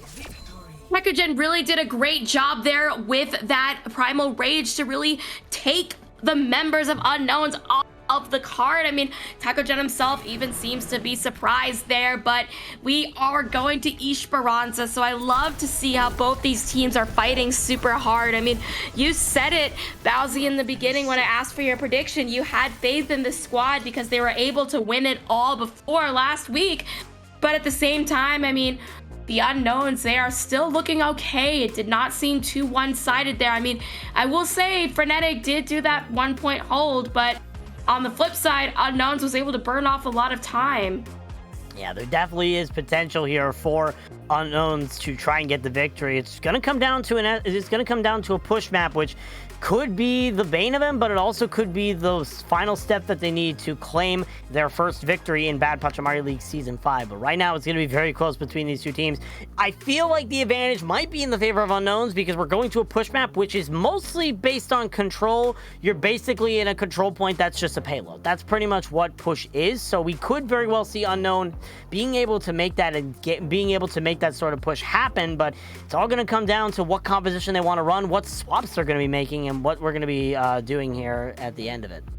I am eager to see how Frenetic is going to respond because you're right, where it caters a lot to the control-esque playstyle. So, and Frenetic knows that Unknowns was able to take it pretty decisively. And we do have a lineup here for the side of Frenetic. It's going to be Optical Crash, 1, Synex, Bolting, and Painless. So Painless coming in for Typhoon on the support, and it looks like, Optical Crash and 1, maybe the DPS line here. Synex looking to stay on the tank. And for Unknowns, there's Shoreline Pie, Mikey, King, Silver, Talls, and Moon. So we do see that tank being switched again, so no more Kill Switch. Yeah, definitely. And these are the exact same compositions we saw on Nepal. These were the exact same lineups and the exact same competitions. Synex going back over. They say, all right, I got a 2K Pulse Bomb. That's enough for me on Tracer. We're going to go back over to the tank. We might see that Junker Queen once again here from the side of Frenetic, which, in my opinion, is better on Esperanza. I think you can run a Junker Queen much better on Esperanza, so we'll see if they're able to make advantage of that, as just some highlights we're seeing here, including that massive anti-nade from Bolton Cake there to give a fight win there for Frenetic. But definitely a really strong performance coming out here from both of these teams overall. I think no matter what, we have been very well entertained today, and it's all going to come down to one more map to determine who is walking away with the dub. I could not agree more. This has definitely been entertaining, and I love the speculation of really focusing on the tank lines for both these teams, where you were saying if Frenetic's going to run Junker Queen, how is Unknown's going to respond? On the flip side, if the Unknowns kind of go for that brawly Ramatra, how are Frenetic going to respond? Because we saw Frenetic have a tough time on the beginning of Nepal with Unknowns, but then at the same time, kind of towards the end of Nepal, Unknowns struggled a bit with that Junker Queen for Sinex. So I am very eager to see if both these teams play to their respective strengths or how many times we're going to see them switch up. Yeah, definitely. We could very well see the switch-ups here from both of these teams. We could very well see something we've never seen before. We could see a Wrecking Ball. We could see a Winston. We could see a Roadhog. We could see a Reinhardt. We could see anything from in between here from these teams. It's all going to come down to what they want to run here, what they're comfortable on probably the most balanced push map. Let's be honest. It's the most balanced push map. It is the fan favorite for a reason. Coliseo and New Queen Street do not nearly get as much love when it is a loser's pick map situation. So luckily they are blessed by the map picking gods here in order to be on the most, fairest map of push. But unless we get some miraculous draw on push, this is where the series ends. So I don't think we'll be seeing Eichenwald, but it's there if needed.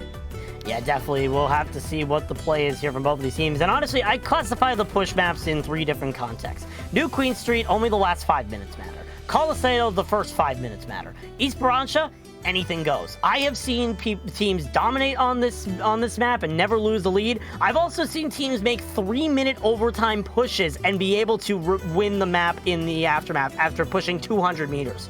So there is a lot of potential here. Anything could happen. Esperanza is the map that tailors itself to multiple different styles of push. You can run multiple different styles of compositions, and we'll have to see what both of these teams are running here. Right now, both teams are showing the Junker Queen. And that level of diversity, as you mentioned, Bowsy, as I think the top reason why Esperanza is that fan favorite amongst all of the push maps. And I like how both teams are running the Junker Queen, because it is kind of a combination of like playing to the meta and playing your strengths. I feel like Unknowns is more so recognizing that it is the best option here, whereas Frenetic, a little bit of that, but also they're kind of lucky in the sense of Sinex already being good on the Junker Queen, so it's not like this is a meta that he doesn't have too much experience with. Yeah, we'll have to see how well King's Junker Queen holds up to Sinex as the two teams come out here on Esperanza. The only difference between them is one's on the Ash, while Shoreline Pie is on the Sojourn once again.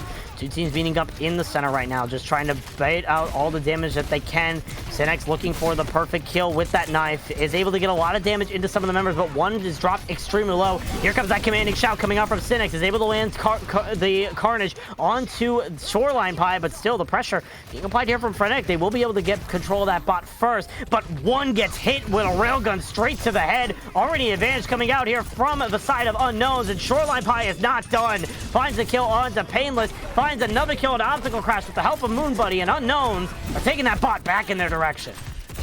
Unknowns winning that fight. Definitely Frenetic was a little bit caught off guard there. Of course, we noticed how Sinex was so dominant on the Junker Queen, and it did look like he wanted to go on the aggressive, but Unknowns was able to read that and really catch him out for it with the punishment. So Unknowns getting the momentum going early on. Even though this isn't any of the other maps, I still think that it matters that you get it early on. And now Frenetic going to have to try to get this back with not really much to work with here.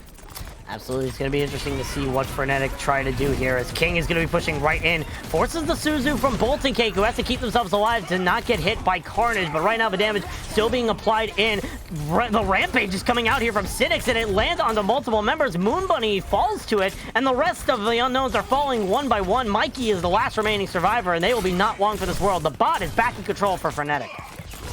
I like that they were able to take that so quickly, because I mentioned they didn't have too much to work with here, but Sinex was able to build up and use a Rampage quite effectively there in that short amount of time. So once we get this recontest, we'll have to see if King can do the same, especially since almost all the other members of his squad are close to their own ultimates. But Moon Bunny, it looks like they did invest the beat, so that's definitely going to sting a little bit here. Yeah, That definitely will sting as here comes the blade coming out from Optical Crash, able to slice down Moon Bunny as the rest of the members fall around. Optical Crash has found 3 with that Dragon Blade, is looking for a 4th in the post of it.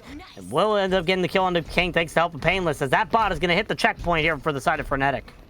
Now we see Frenetic is the ones getting the momentum, but now, of course, Unknowns coming back into this with 4 ultimates online, whereas Frenetic realistically only has 2. But they are both the support ultimates, so if they can kite back and use a combo of that and this ultimate cycling, then they might be able to withstand the brunt of the damage. We'll have to see what the plan is here from the Unknowns and what the plan is from Frenetic, as only the support ults up here for Frenetic as they're going to engage with the Kitsune Rush as well as that commanding shout.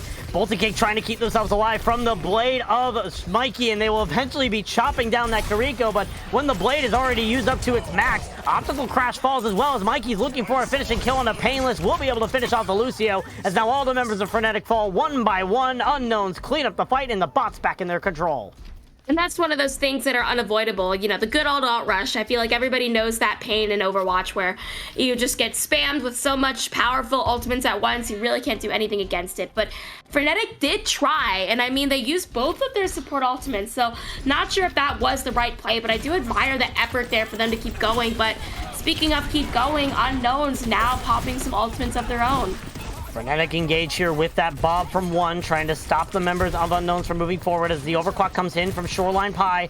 Dropped extremely low and isn't able to find anything with those rails, but King unleashes the Rampage and lands it onto 3. Painless, Optical Crash, and Cynics were hit. 1 will fall alongside 2 of them, as now the members of Unknowns just cleaning up the field. They will continue moving that bot forward and heading toward that first checkpoint. And so now it might be Unknowns being the ones to get past that checkpoint and take the bot back into the lead.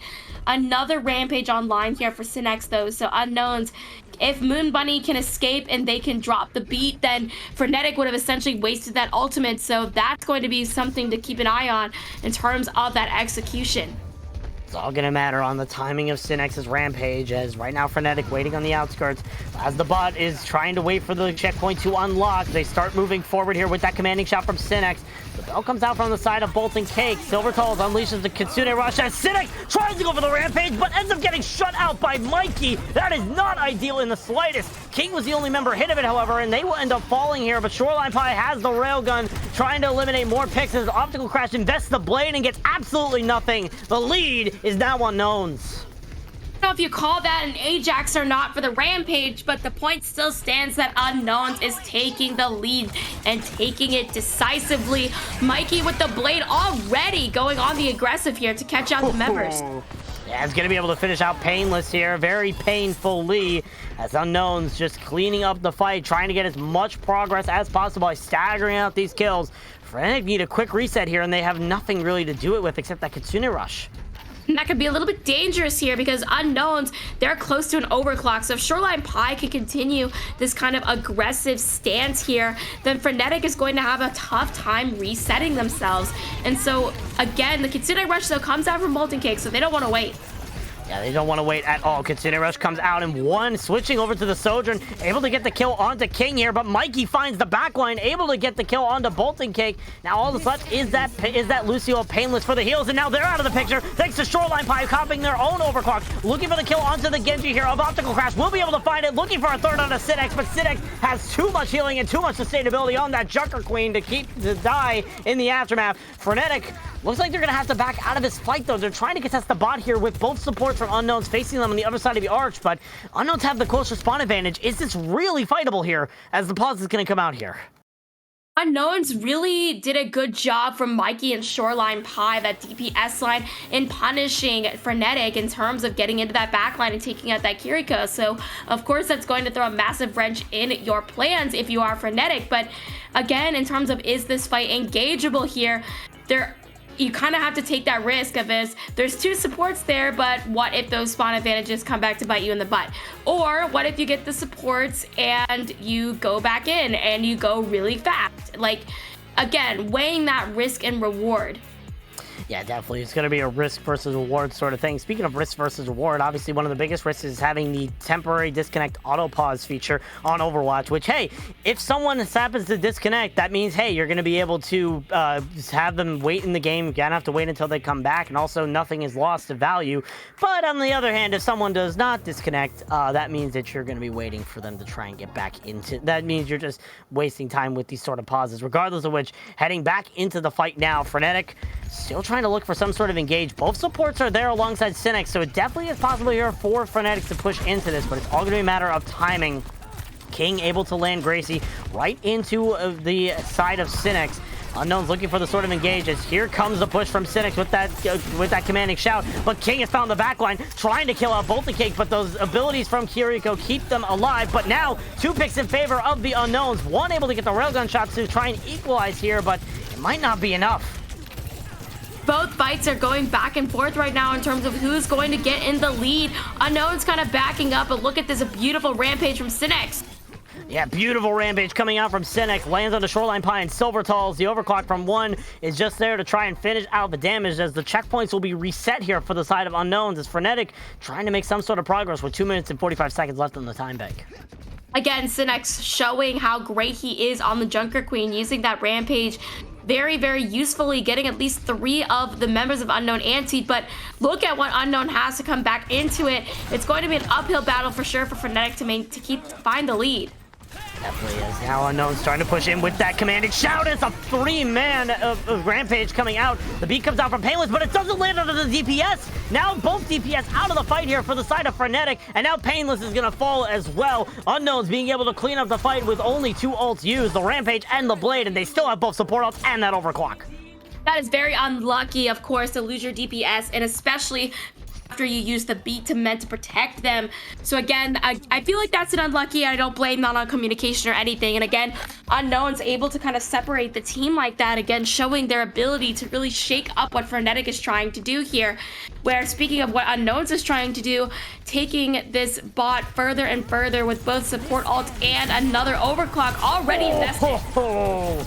And the overclock lands right into Obstacle Crash. Shoreline Pie finding 2 already with this overclock, looking for a third onto Cynic and will be able to find it. Unknowns doing really good so far on the cleanup. They're going to get that checkpoint unlocked once again. 1 minute and 25 seconds. Frenetic need answers fast.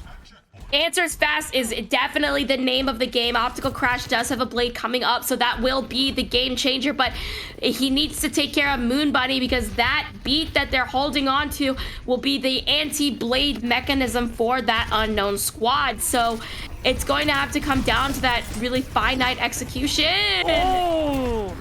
Well, that's not how you wanted to execute that. In fact, Shoreline Pie is the one who executed the Genji. Mikey, however, dies to 1 here, but Cynic is now out of the fight here. It's very difficult when you do not have your tank online. Frenetic just trying to stabilize here, keep themselves at bay, make sure that they have an opportunity to try and push in. As Optical Crash is back in the fight, uses the Dragon Blade, finds the kill immediately into Silvertalls before the beat is able to be unleashed from Moon Bunny. Will end up dying in the aftermath, but that's a trade that you can accept here if you're Frenetic, as now the enemy team is down their Kiriko, and you already see Unknowns are retreating because of it.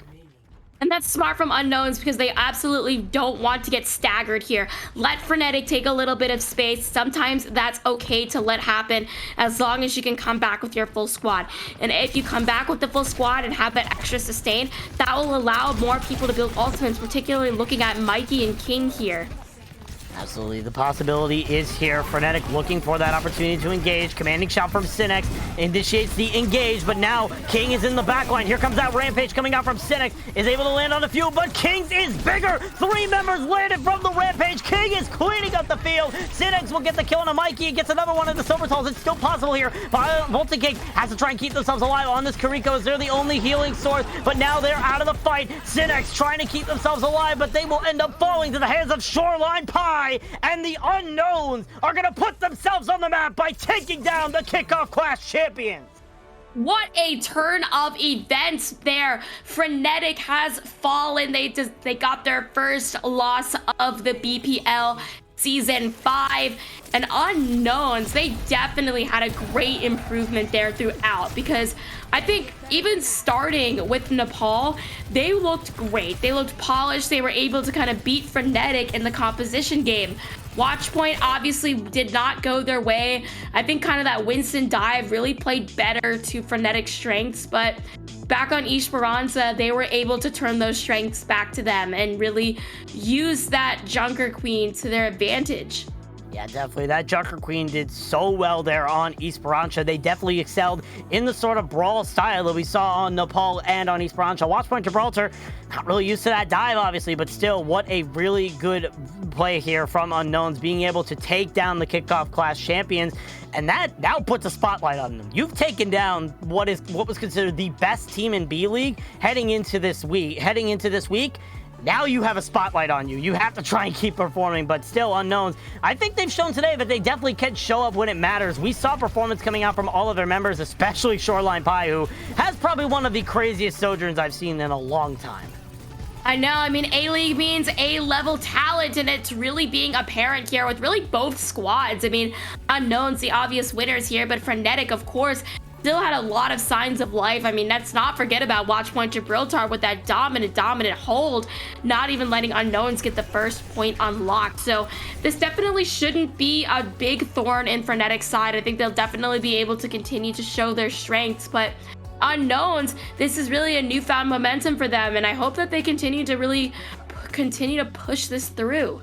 Yeah, definitely. We could very well see both of these teams at the end of the season facing off against each other. For all we know, this could just be the first of many instances as we see now the A-League standings, and you can see Unknowns, they put themselves in second place. They unfortunately are not taking that first spot yet as Crusaders got the 2-0 win earlier in this week, but still, there's a lot on the line so far in A-League. It's definitely shown to be really strong between all of the teams we've seen so far.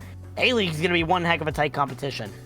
And I'm super excited to see that unfold because I feel like today just kind of goes to show that there are a lot of teams, both in A-League, B-League, C-League, who are on very similar playing fields in terms of overall skills. So really seeing who comes out on top of those matches is going to come down to the really finite details that you're going to have to point out. And I feel like that really helps to make it more entertaining for anyone.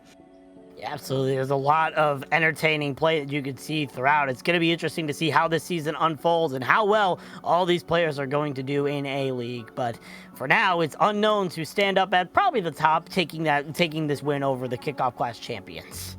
And let's talk to them now. We do have a interview set up here with some members. We've got Silvertall's Shoreline and Moon Bunny joining us. Hello, and congratulations. Thank you. Yeah, thank you. You guys did a very good job, and I will ask, where on Nepal you guys were able to take it 2-0, but were you at all nervous about what Frenetic was coming out with? Because they really seemed to favor that Junker Queen-esque composition. Maybe a little, but we had King, so I knew we were gonna do fine there. Yeah, we were in good hands with King. Yeah. Okay. Honestly, we kind of knew like what was it going to come in for this match, so we kind of planned ahead, like ahead of it. Idea. Yeah. So... Sure as our brains, we're just kind of here, like. Yeah, you gotta love when you're able to have that thought strategy and be able to pull that out. Definitely a lot of great performance that we saw from all of this. But take me through when it came to Gibraltar. Obviously, not a great map for you guys, but what do you think you guys could have done better when it came to Gibraltar? Because that map, unfortunately, you did get full health, but you showed some strength promises. What do you think you could have done better when it came to the map that you unfortunately were not able to secure in this match? I think for sure, our support line needs to be stronger. I need to improve my brig because, of course, it's Bing, right? Yeah, I couldn't set up Bing properly there. Like, we were going for nades, we're going for all sorts of plays, but we just got steamrolled. So, I think dive, we're definitely going to work on, but our communication is going to be our key to success there. Yeah, definitely. It's good to know that, obviously, even with a win like this, it's good to know that you can have those moments where, like, this is what we can improve on. And especially, it definitely seemed like you guys were a brawl-centric team, especially with running the Ramatra as well. The Junker Queen being able to beat out Syntax. Is it just that you guys have been able to work well with that brawl, or is it just that you guys are working on dive less so than brawl? I think it's just our brawl is just kind of like good, to be honest. Just waiting for our dive, at least right now. Fair enough. That's typically how it goes. Sometimes brawl is just easier comp to play. Fair enough. I love the confidence. So once again, I wish you guys well in the continuation of BPL Season 5. Hopefully this new momentum found for you guys will be able to carry on to future weeks. But once again, congratulations and thank you guys for joining us. Yeah, thanks for having no us. problem. Yeah, no problem. It was fun.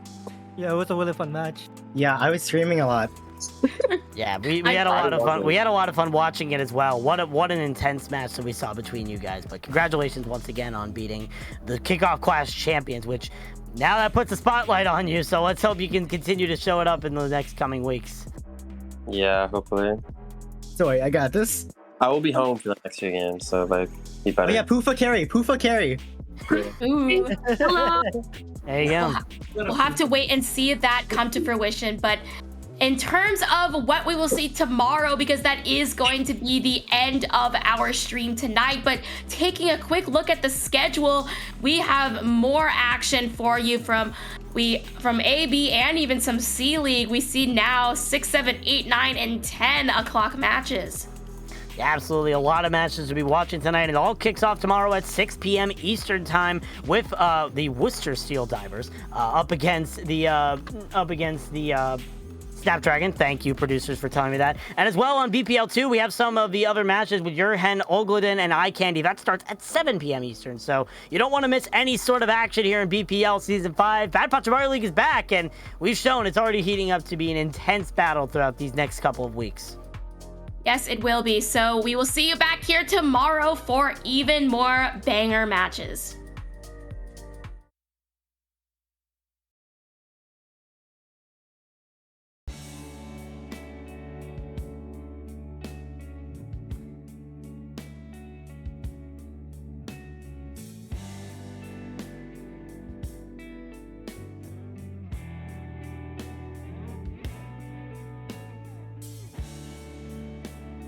Take a walk to find my soul. I've lost who I am.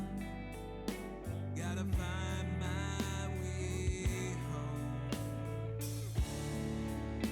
The light grows dark, and I feel so cold. Start the fire and lead me back home.